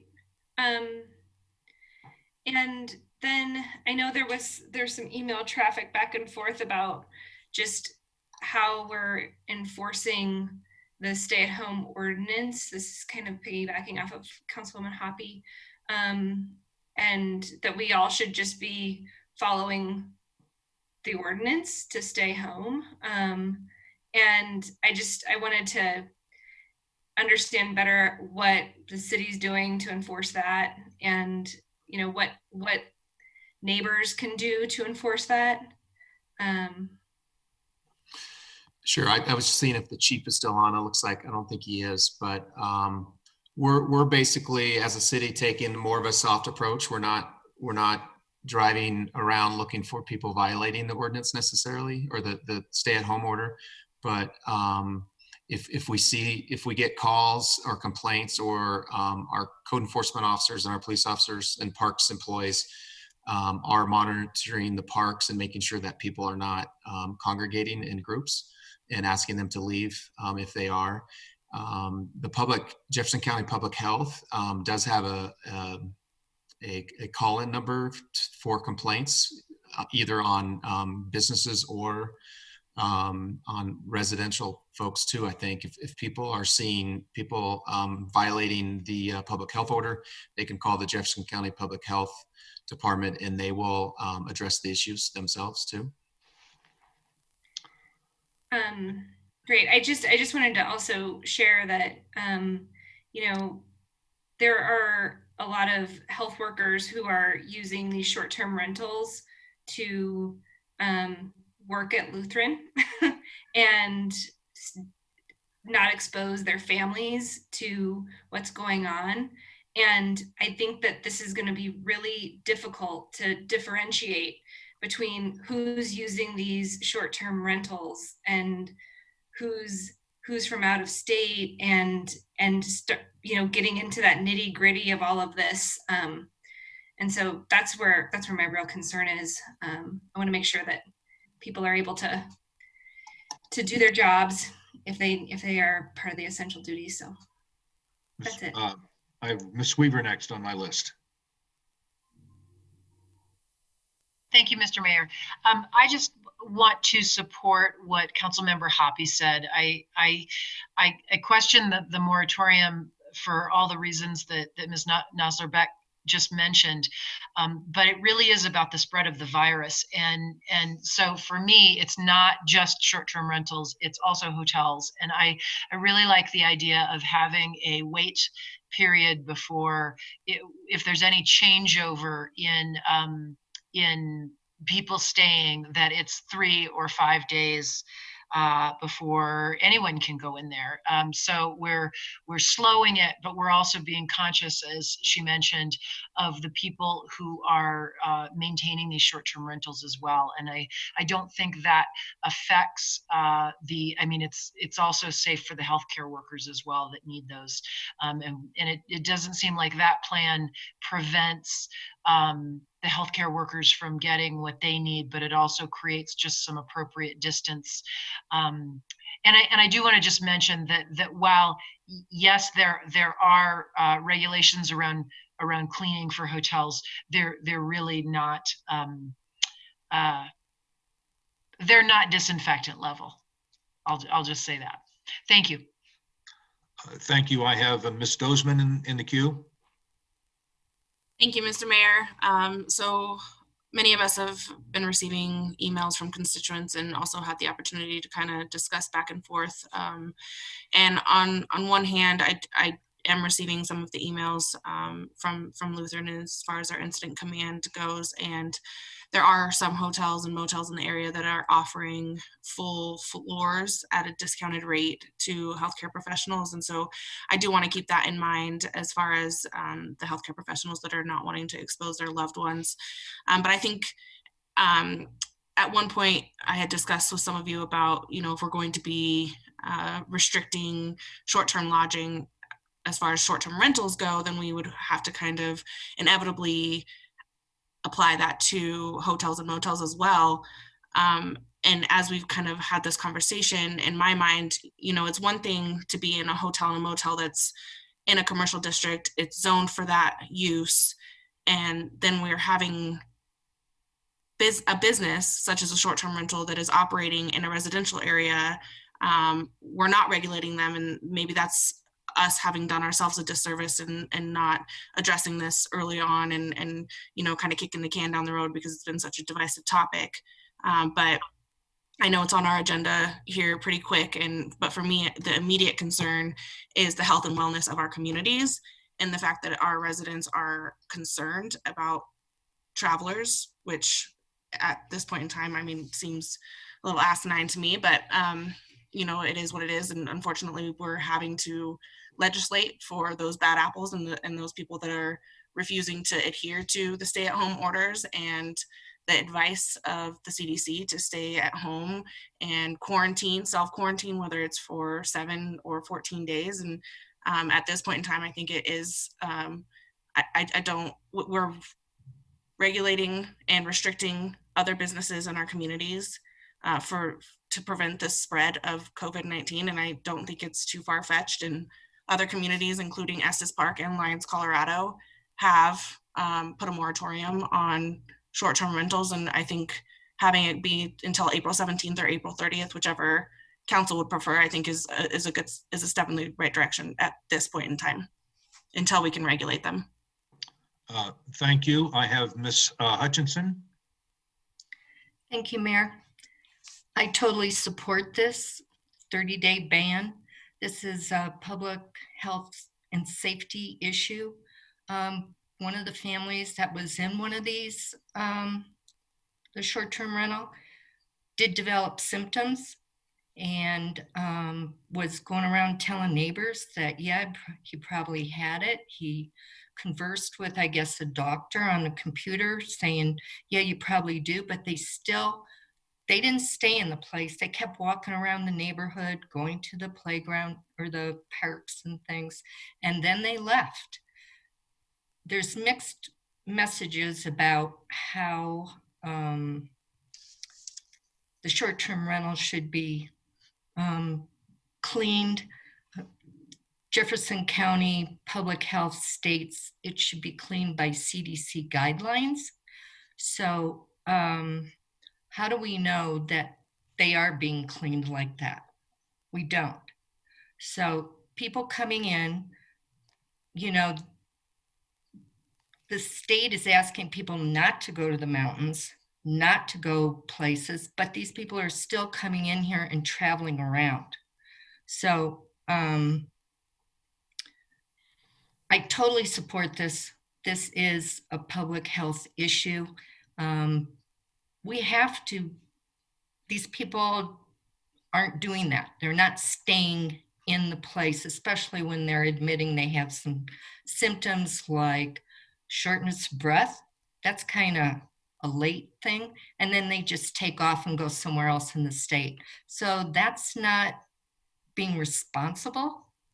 And these short-term rentals are not licensed. So they might be a business, but they don't pay taxes and things. They're not regulated.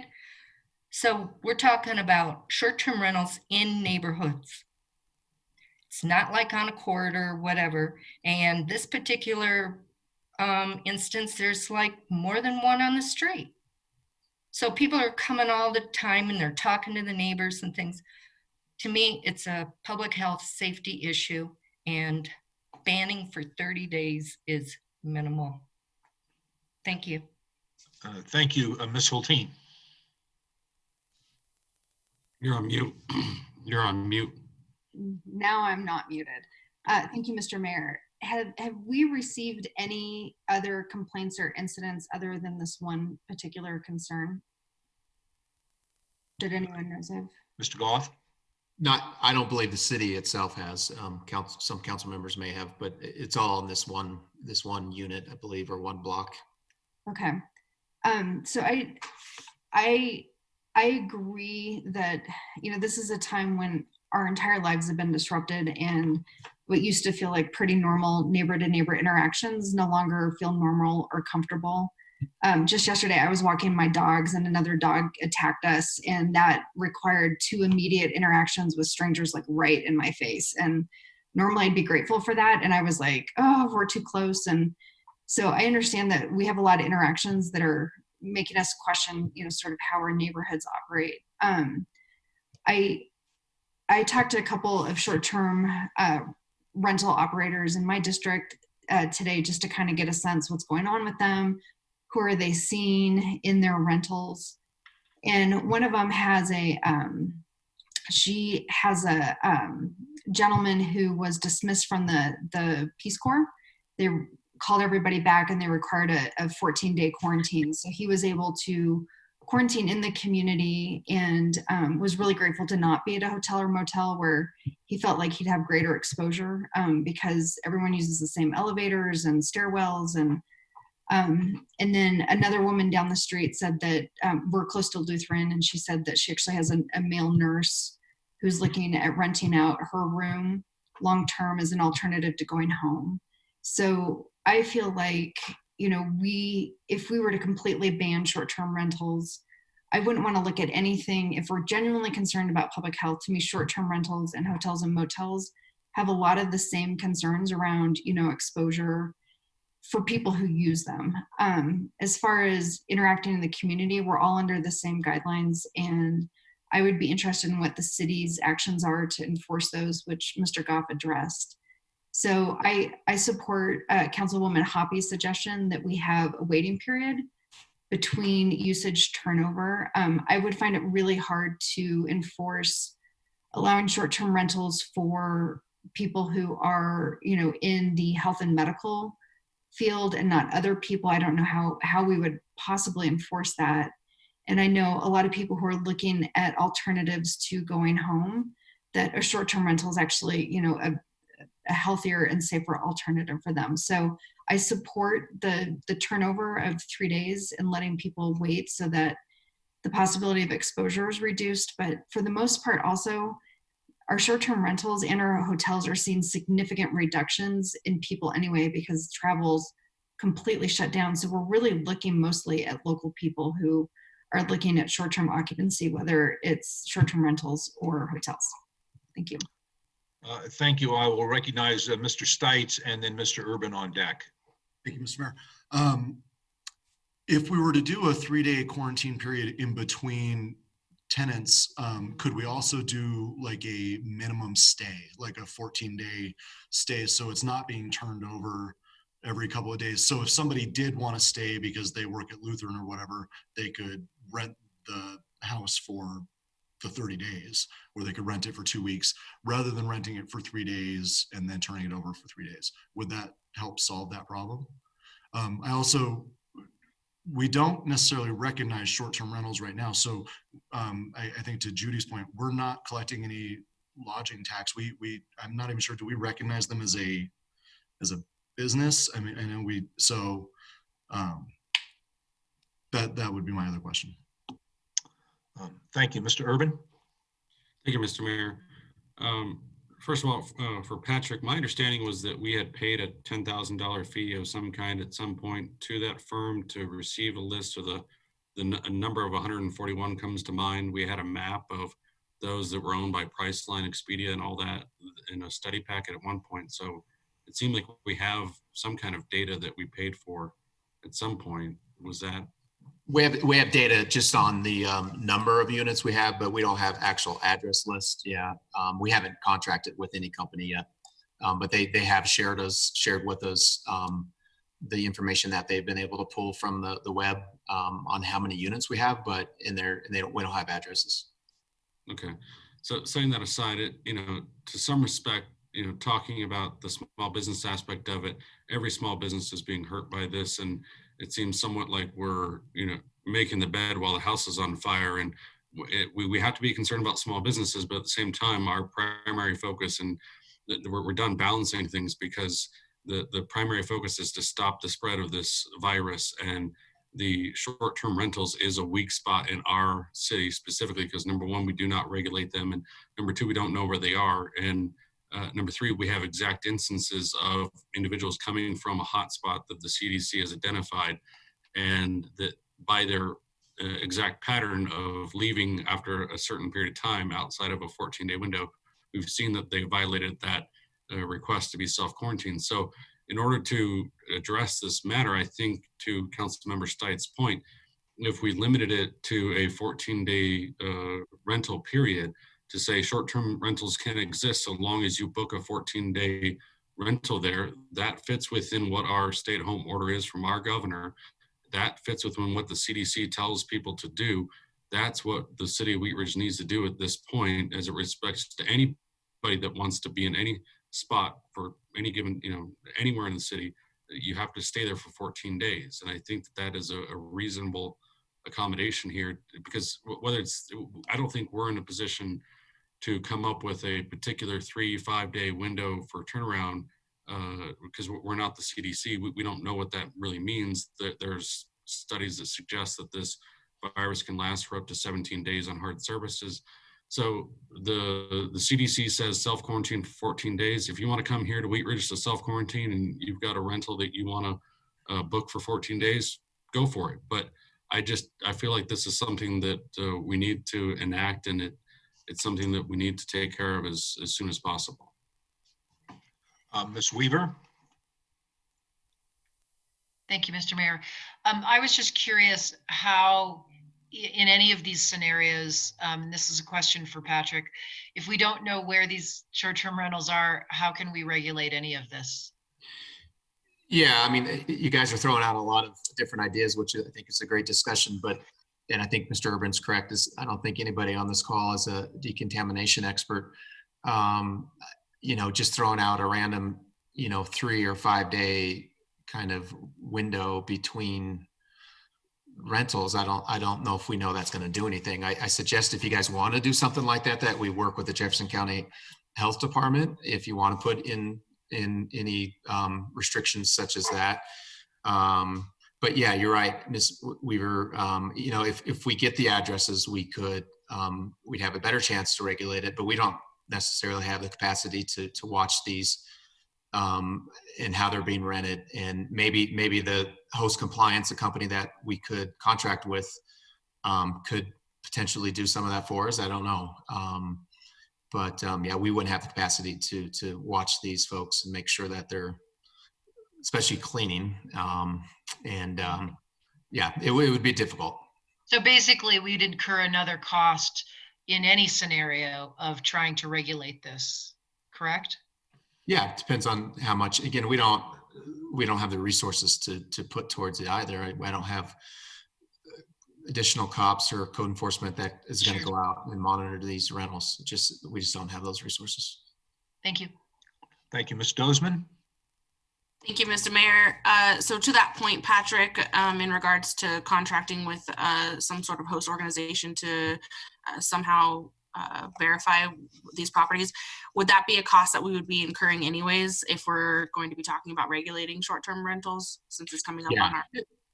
Yeah, and it's pretty minimal. And I think Mr. Urban was right. I can't remember. It was only in like the $10,000 to $20,000 range, I think, to manage kind of almost a whole licensing program for us. So I don't think it's a huge expense, and we could see what a company could do for us in this case if they could monitor and manage a rental scheme during this period.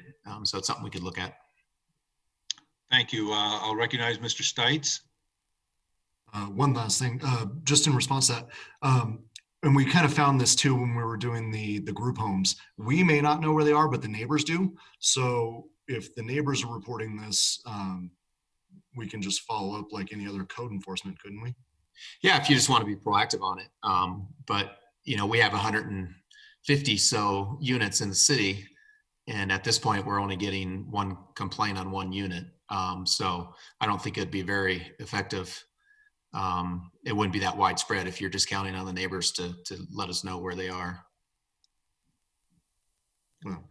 We could definitely Additional discussion, Ms. Hoppy. I just want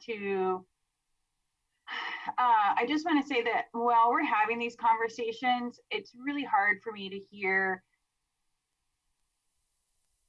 people who are staying in short-term rentals being referred to as these people that are infecting our neighborhoods. And so I just would really like to kind of steer away from that kind of language as we're talking about it.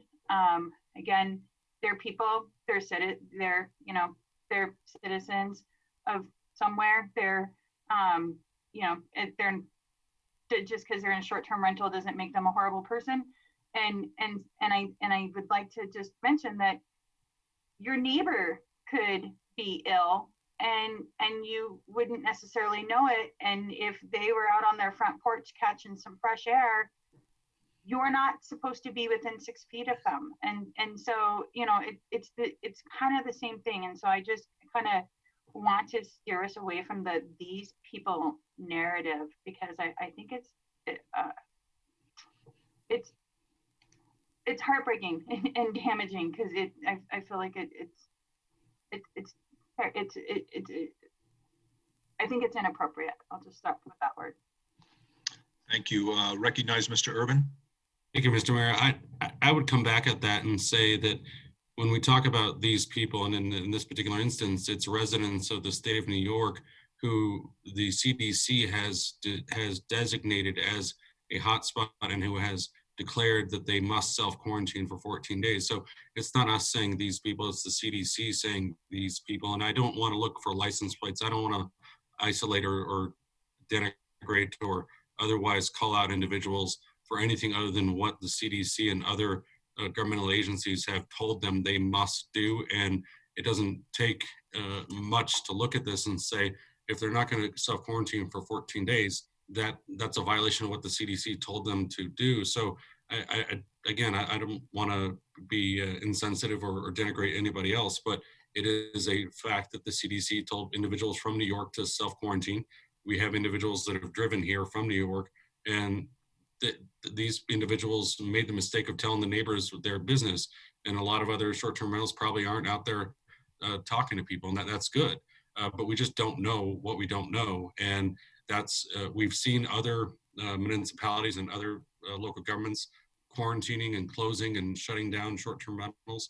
And I think given Wheat Ridge's high population of elderly people and our close proximity to the mountain community, which has closed down a lot of the short-term rentals, puts a lot more pressure on our community for short-term rentals. And those are some of my reasons. It would be the same reason if Denver closed down all of their marijuana dispensaries. I would ask us to consider doing the same thing, because it puts extra pressure on ours. So as we see other communities close down their short-term rentals, that extra pressure being put on us is difficult to handle, especially in this time frame. And so it's not some situation where we're trying to denigrate anybody. It's trying to follow what the CDC has told us to do. Ms. Hulteen. Thank you, Mr. Mayor. I have a question. So this is a little tangential, but so I have a neighbor who had a medical event that was unrelated to COVID-19 and is housebound, and his family has driven from California to come stay with him while he is recovering. And I know this because I've seen them in the street and we've talked. Does the city have any resources or anything, around if I was concerned that they're not abiding by the quarantine or 6 foot distancing? I mean, it seems like the concern is we've got people coming from other communities and are embedding themselves in our community and may not be aware of the state's regulations or self-quarantine recommendations. And if those are our legitimate concerns, which are real health concerns, I mean, this is a public health crisis. It is scary to walk around the neighborhoods right now. I'm curious, do we have any tools as a city to enforce that? Again, first of all, I think the public health order allows for travel to take care of relatives. So I think that's okay for somebody to come from out of state if they're taking care of a family member. I believe that's in the order. But no, I mean, we're not gonna, first of all, I don't know how we would know. I guess if you're calling us and telling us to check on that person, we're not gonna do that. We would ask you to call the health department, and the health department would investigate that. Okay, thank you. I guess my closing is, I feel like we're having an important policy discussion, and we are all trying to navigate what does community interaction look like in the age of this unprecedented health event. I'm just really concerned about making a policy decision on an agenda item that wasn't posted and we weren't able to get much input on. We're talking about a policy decision on a single incident that is concerning and that the city should be able to respond to in some capacity, but I'm uncomfortable, historically, when we have made policy decisions based off a single incident by, a group of specific neighborhoods. We often find out then it just isn't necessarily, serving our whole community. So I would be more interested in getting a little bit more input before doing any overarching bans. I'm open to other suggestions, but I'm just not super comfortable with policy decisions based off of single incidents with not a lot of verified information. Additional discussion. Ms. Hoppy. I'd just like to say thank you to Councilwoman Hulteen for kind of putting that into words for me. There have definitely been times when I've been sitting on the dais and it's a hurry up, we need an emergency this or an emergency that. And when we have had a little bit more time and more discussion, then we're able to come up with something that is much more robust and inclusive of the city as a whole. And so I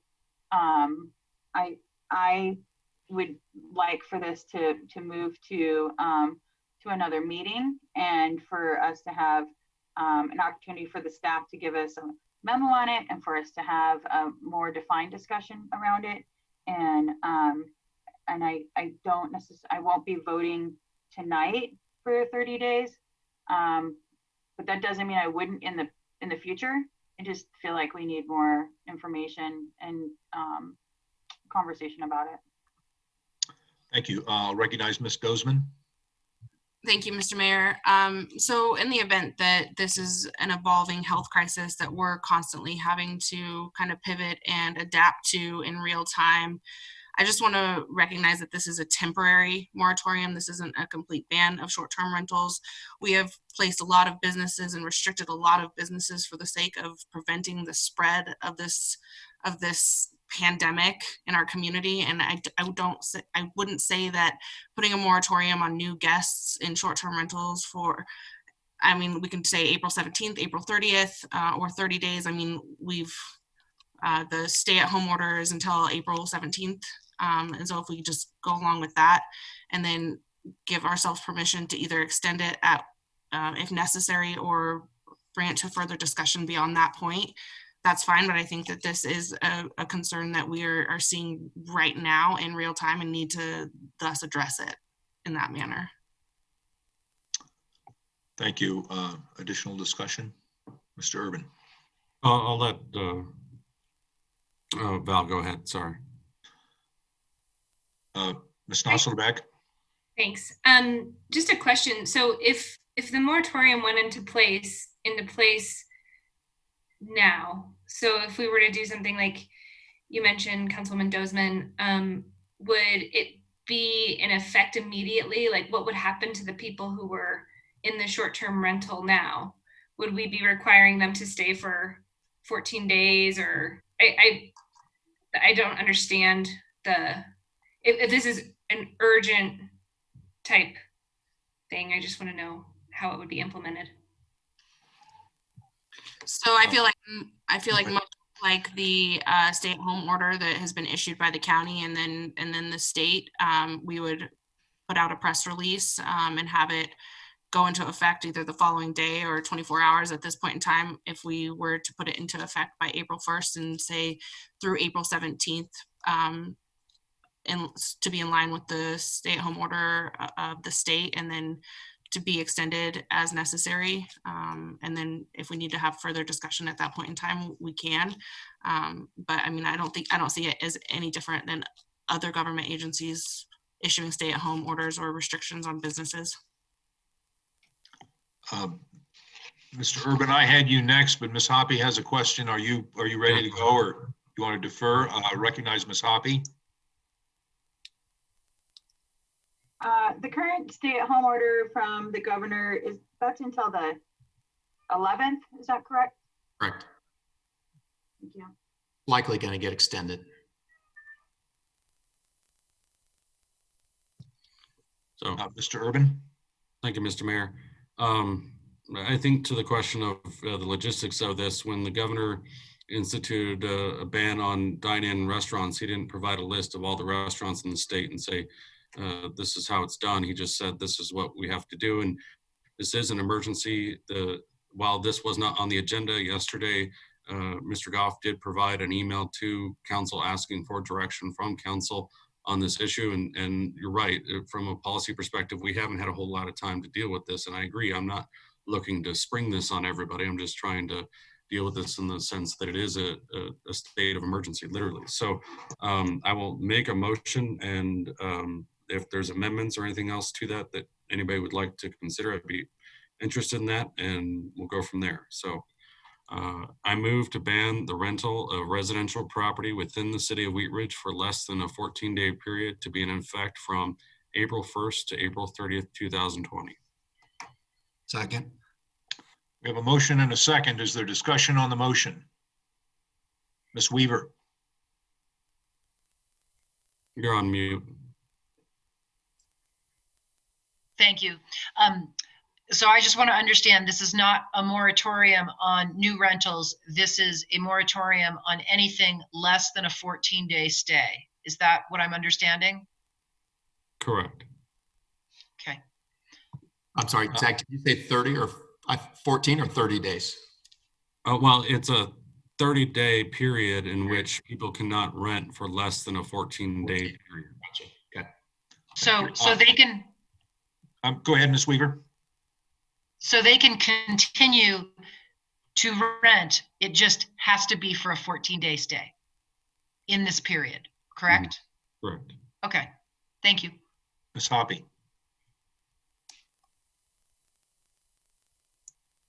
You Thank don't you, have Mr. Mayor. No, I'm fine. Okay, you're okay. Is there further discussion on the motion? Ms. Hulteen. I realize this might have been a question for staff, but if this does not pass, does regulating short-term rentals fall under the emergency ordinance that we granted the powers for the city manager to make that decision? Yes. But I wanted council direction. So that's why we're discussing it this evening. But yeah, the Mr. Dahl and I discussed this in the declaration of an emergency does give me the authority and power to shut these down. Thank you. Additional discussion on the motion, Ms. Nosler-Beck. Would this include anything to deal with healthcare workers, just with Lutheran being here? I know we had discussed that before. Is there an exemption?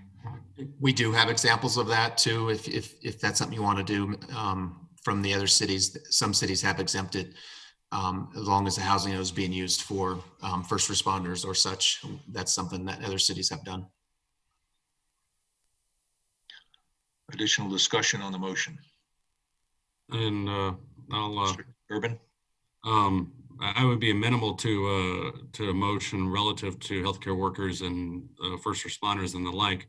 I would suspect that they would want a 14-day stay, but I don't want to necessarily dictate that either. But My purpose and reason behind providing a 14-day window is that falls within the CDC's guidelines around self-quarantines. If individuals want to self-quarantine within the city of Wheat Ridge, I think that's perfectly fine. But my concern is that we have rentals that are happening for one day and then they move out and someone else moves in, and that is concerning to me. So right now, as it stands, the motion is just simply for 30 days. If you want to rent a short-term rental within the city of Wheat Ridge, you have to book a 14-day period. Additional discussion on the motion. Are you ready to vote? All those in favor of the motion, raise your hands.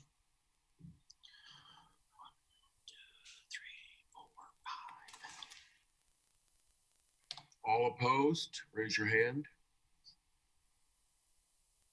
Mr. Mayor, the motion is passed 5-3 with Ms. Hoppy, Ms. Hulteen, and Ms. Nosler Beck voting no.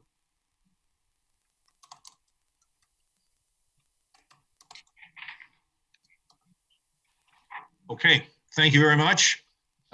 Mr. Goff, that gives you the direction. Yep. To proceed. We'll get that out tomorrow. Okay. Thank you very much. All right. Thank you. That concludes our agenda items for tonight. I would like to go to Mr. Goff for city managers matters. Yeah, maybe just real quickly, due to the hour, I did hear from Lutheran Hospital today, and for the most part, things are going well at this point at the hospital. They are, if they are asking if people are interested in donating supplies, that they can do that. And the best place to do is to go to the sclhealth.org website, and there's information on there about donating masks or any other things that people can donate. Lutheran is, because of HIPAA and privacy concerns, they're not speaking about if they have any patients with COVID or not. The health department is releasing that information. But at this point, they believe they currently have the bed capacity, and they're working on planning for a patient surge if that happens in the next couple weeks. So the good news is, I think at this point Lutheran is ready for anything and are prepared. So thank you. Thank you. City attorney's matters, Mr. Dahl. Nothing tonight. Thank you very much. Thank you very much. We'll go to elected officials matters, and I'll start with Ms. Nosler Beck.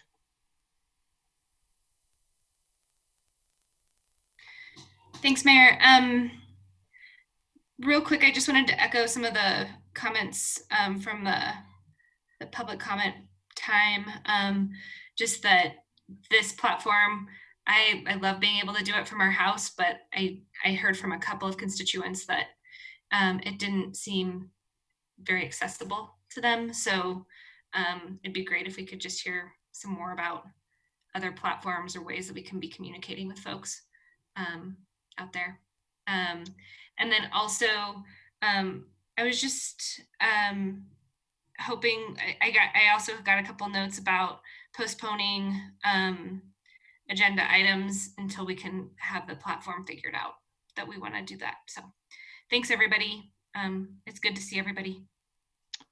Thank you, Ms. Dozman. Thank you, Mr. Mayor. I know I'm going a little stir crazy at home. I'm hopefully going to be able to return to work here and there. And I know that all parents are eternally grateful for those teachers with having to navigate the remote learning oftentimes for multiple age groups. So it's been quite the interesting learning curve for myself and my family in navigating that uncharted territory.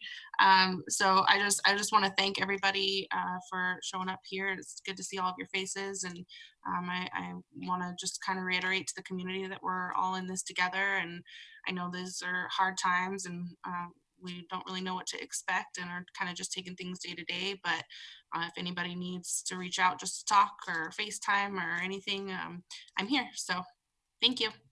Thank you, and take care. Mr. Stites.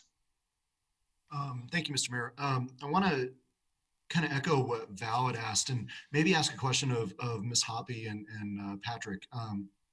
What kind of disruption to our schedule would it be if we did take off some of those public hearings that we have for rezonings, possibly from maybe the, was it the 13th? Would that totally disrupt our schedule if we push those back a couple weeks till hopefully we can meet in person again? Well, it really doesn't disrupt the city schedule. It disrupts those applicants' schedules. And, you know, they have money and time into these projects. And so I'm assuming they wouldn't be too thrilled about that. But if that's something council wants to do, I can't remember what the public hearings on the next meeting. I think there's one for the Clear Creek Crossing project for the Lutheran Hospital project. There's a public hearing on there for that. And Janice, I don't know if you remember what the second one Yeah, is. there's Johnson there's Street. ordinance rezoning for 9800 West 38th.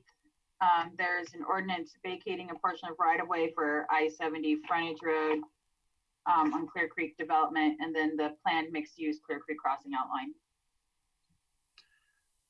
And also maybe to speak also a little bit to the, I get it. Not everybody may not have this technology skills, and I think Mr. Dahl and I were talking about that today. It's the older we get, the less intuitive some of these platforms are, and I understand that. But I think we've provided many different opportunities for citizens still to participate. I get it. It's not, you can't come to a council chambers and maybe see the same type of information that you might have in the past, but people can just call in on a phone, and they don't have to have a computer. They can call in and still make comments and still listen. Yeah, they may not be able to see visual documents. And, you know, we are using the Wheat Ridge Speaks to put the full council packets on there too. Again, you have to have a computer for that, but that's something that you don't have to do at the night of the meeting. You have several days that you can view that information. So we're trying to do it as much as we can during this situation. I do understand it, but I am concerned about delaying some of these public hearings because we do have property owners who have been waiting for this public hearing date. We could put off, we could maybe continue at least with ones that are scheduled and maybe not schedule any others if that's what council would like. But there are some that are scheduled that we have applicants and property owners counting on getting a decision made. Thank you, Patrick. I mean, mostly I just wanted to, and you already did it, was list off the ways that the public can still give feedback. Wheat Ridge Speaks. They can still call in the day of the meeting. They can still be on the Zoom meeting. Is there another one that I missed? Yeah, I think Allie's still listening. Allie, can you chime in? Are you still on there? Have we missed anything?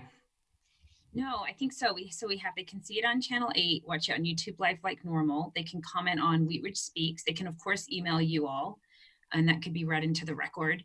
They can call in over the phone and Zoom in. And then Councilor Hulteen had a suggestion that we actually conduct some trainings for the public. And I suggested that it would be great for us to get through tonight's meeting just to make sure that we are obviously looking for your feedback on how this was for you all. But now that we know, I think what worked, we could definitely work on putting together some training, a number of different training sessions at different times of the day and different days of the week for the public to help them prepare. I think that would be awesome. And if we could set those up as like Facebook events and then invite people to them or something like that, that would be a great way to maybe get some more people involved in that. But just moving on, thank you, Patrick and Allie and everybody else for that. Thank you guys tonight for a great discussion.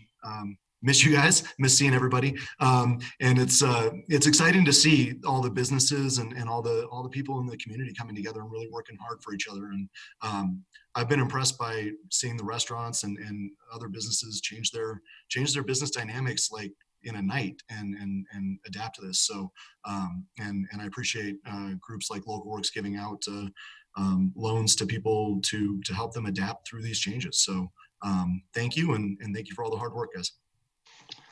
Thank you. We'll go now to Ms. Weaver. Thank you, Mr. Mayor. I just wanted to thank the city for, I mean, I think all of us have as Mr. Seitz said, have been converting our lives to what this looks like. And I just wanted to thank the city for doing this so quickly, and just ask everybody for patience with themselves and in learning this new technology. It's pretty. I mean, for a moment, it's been 2 weeks, and here we're sitting here online talking to each other. That's pretty amazing. It'll get better, and I think I just wanted to thank the city for being really responsive amidst not being in your offices or anything like that. So so thank you, and we'll all keep working on this. Thank you. We'll recognize Ms. Hulteen. Thank you, Mr. Mayor. I just want to echo what has already been a lot of expression of thanks to our city staff. I just want to call out in particular Ali Sheck, who I know has really scrambled to make the back end work, as she always does with the city. So thank you for doing it well and doing it with a smile. That's greatly appreciated. A couple of other things I just want to mention. As I said, I've been talking to a lot of business owners. Several of our restaurants have adapted to the new orders, but we also have a lot of great online retailers who are still able to provide great products and online. So I know the city's working on that, but I'd encourage our citizens just to take advantage of our retailers who have shifted to an online presence and are able to, you know, provide free shipping and get stuff that's still within our zip code and still supporting our community. I also want to thank the handful of businesses who took the time to provide input on Wheat Ridge Speaks.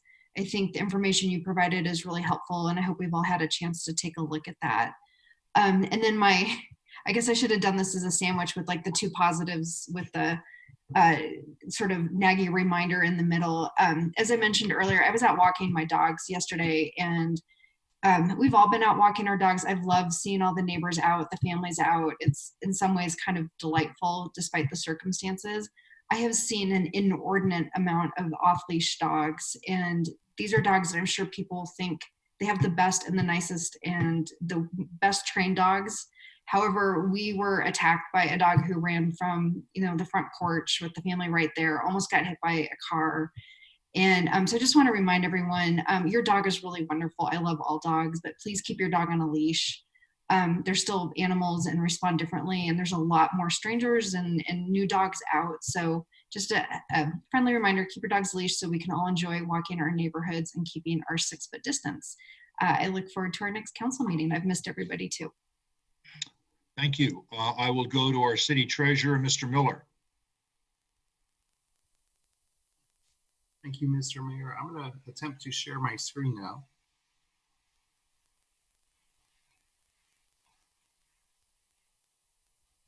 I'm on the City of Wheat Ridge website. If you were to click on that, I'm going to show everyone where you can find that form for the extension to follow your sales taxes. I found it, and Janice, you're right. Sometimes it's difficult to find things. But on top, there's this banner. If you look on COVID-19 updates, click on that. Give it a moment to load.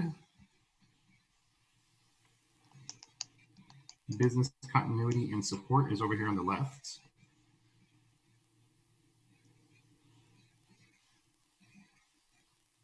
And the first item on the bullet right here has a link to the form. I will work with the economic development team / Steve Art to make this a little bit more well-known to the public and give them an opportunity to take advantage of this program. And with that, I will stop sharing my screen. And I think that is all. Thank you. Okay, thank you very much, Mr. Miller. We'll go now to Mr. Urban. Thank you, Mr. Mayor. To Councilmember Hulteen's point about dogs being off leash, I've noticed that as well. And I think that's in some ways a testament to our city that that's one of the largest problems that we have right now, and how well our residents have responded to this unprecedented event, and that they've done fairly well in dealing with this. And if that's the issues that we're dealing with, then I think we're doing pretty good. Not to say that I haven't noticed that as well. I'd like to thank our city staff who's done an amazing job, both from, at City Hall and dealing with everything that still has to be done to serve the public, but also our parks and maintenance workers out there taking care of our parks, doing an amazing job. And I was out riding my bike today, and one of the bike paths I was on was recently swept, and that felt good to know that we were taking care of the business of being a city.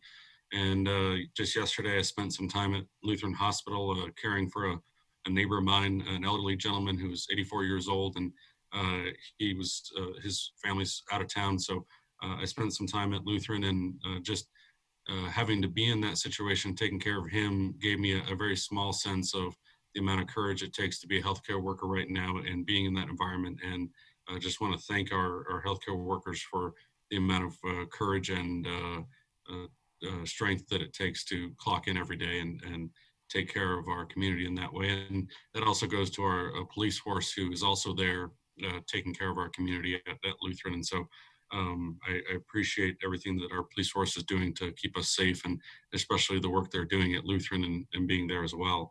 And then for our business community, I think tonight we took a great step in the right direction to show our community that we are there for our business community and that we are nothing without our business community. And so I'm looking forward to seeing this business recovery plan roll out.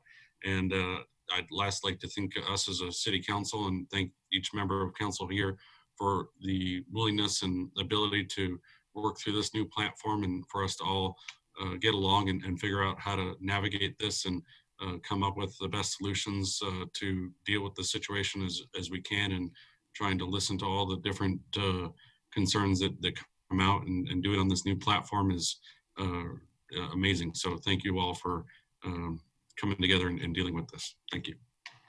Thank you. I'd like to go now to Ms. Hutchinson. Thank you, Mayor.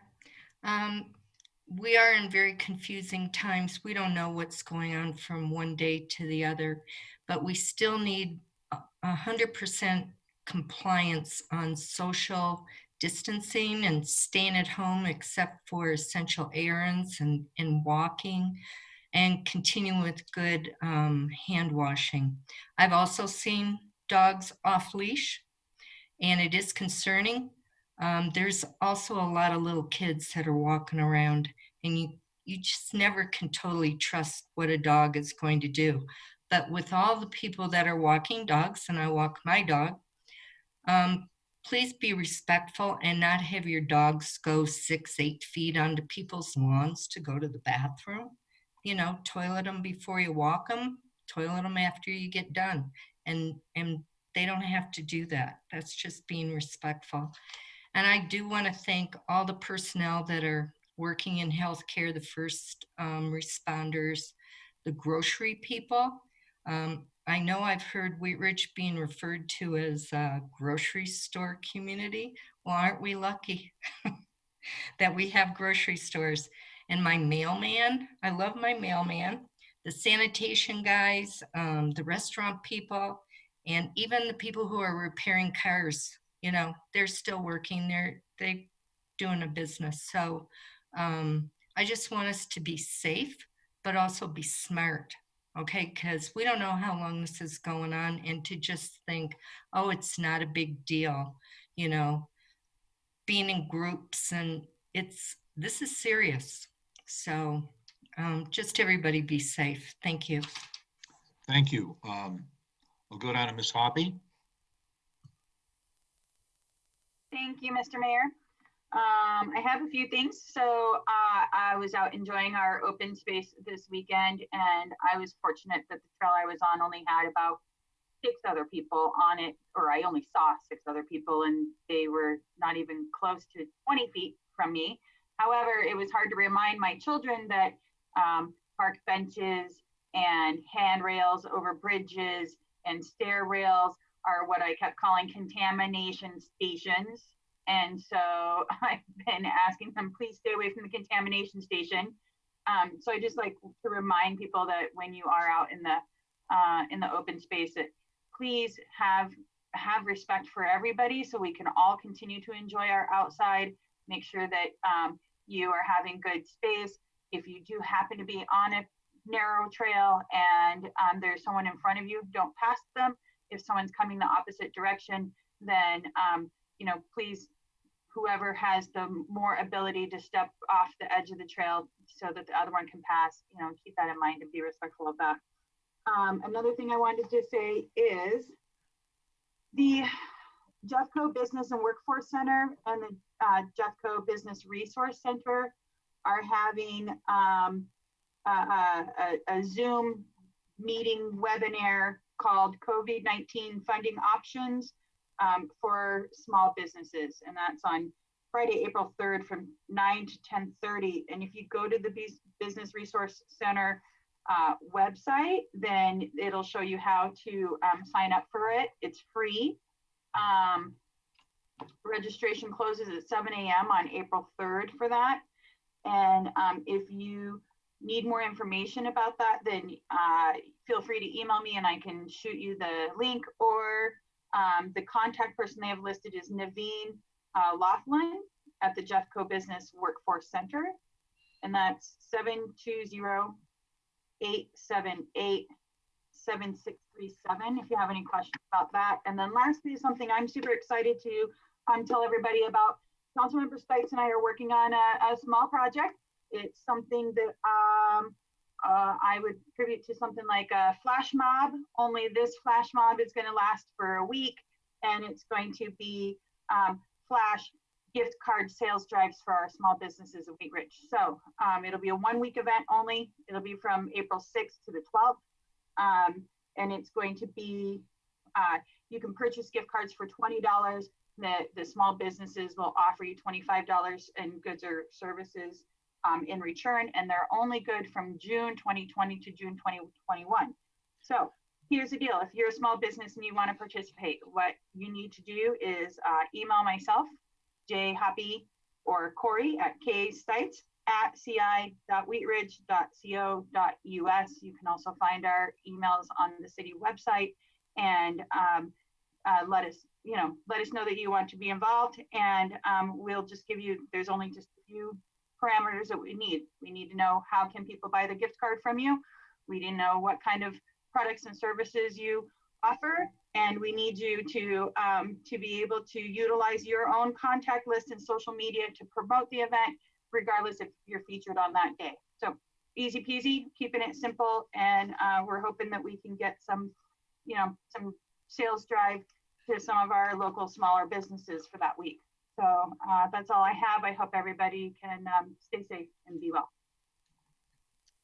Thank you. I believe we've had everybody had a chance to speak, and I'm going to make it brief because I have my battery is running low. Screen has come up, and we're almost 3 hours into a meeting that we haven't had a break on. So I want to tell you that we are in unusual times. I am very proud of our citizens about how we've come together as a community. I think everyone, if they haven't taken this COVID-19 virus seriously, they need to. I think we need to take the governor and the health department orders very literal. Stay home, sequester yourself, and let's stay safe in this environment. I think we will come out of this. I think we will come out stronger. I think there are a lot of lessons here that we're going to learn. I want to thank our city staff and our city officials for coming together and developing this online platform. I know it's not perfect. I know there are kinks to work out, but I appreciate everybody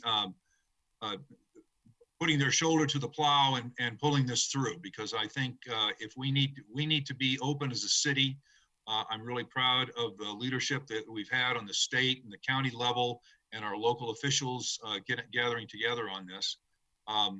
We may be in an emergency situation, but we're not in a crisis. We've got good leadership leading us. I think that we need to pay attention to our public health officials and respect these orders. And I think if we do that, we will come out better and faster than we would otherwise if we didn't. So thank you for all sort of joining us in. And I think, we're the home of the farmers. So if we're shouldering the plow together, that may be a good analogy to leave you with.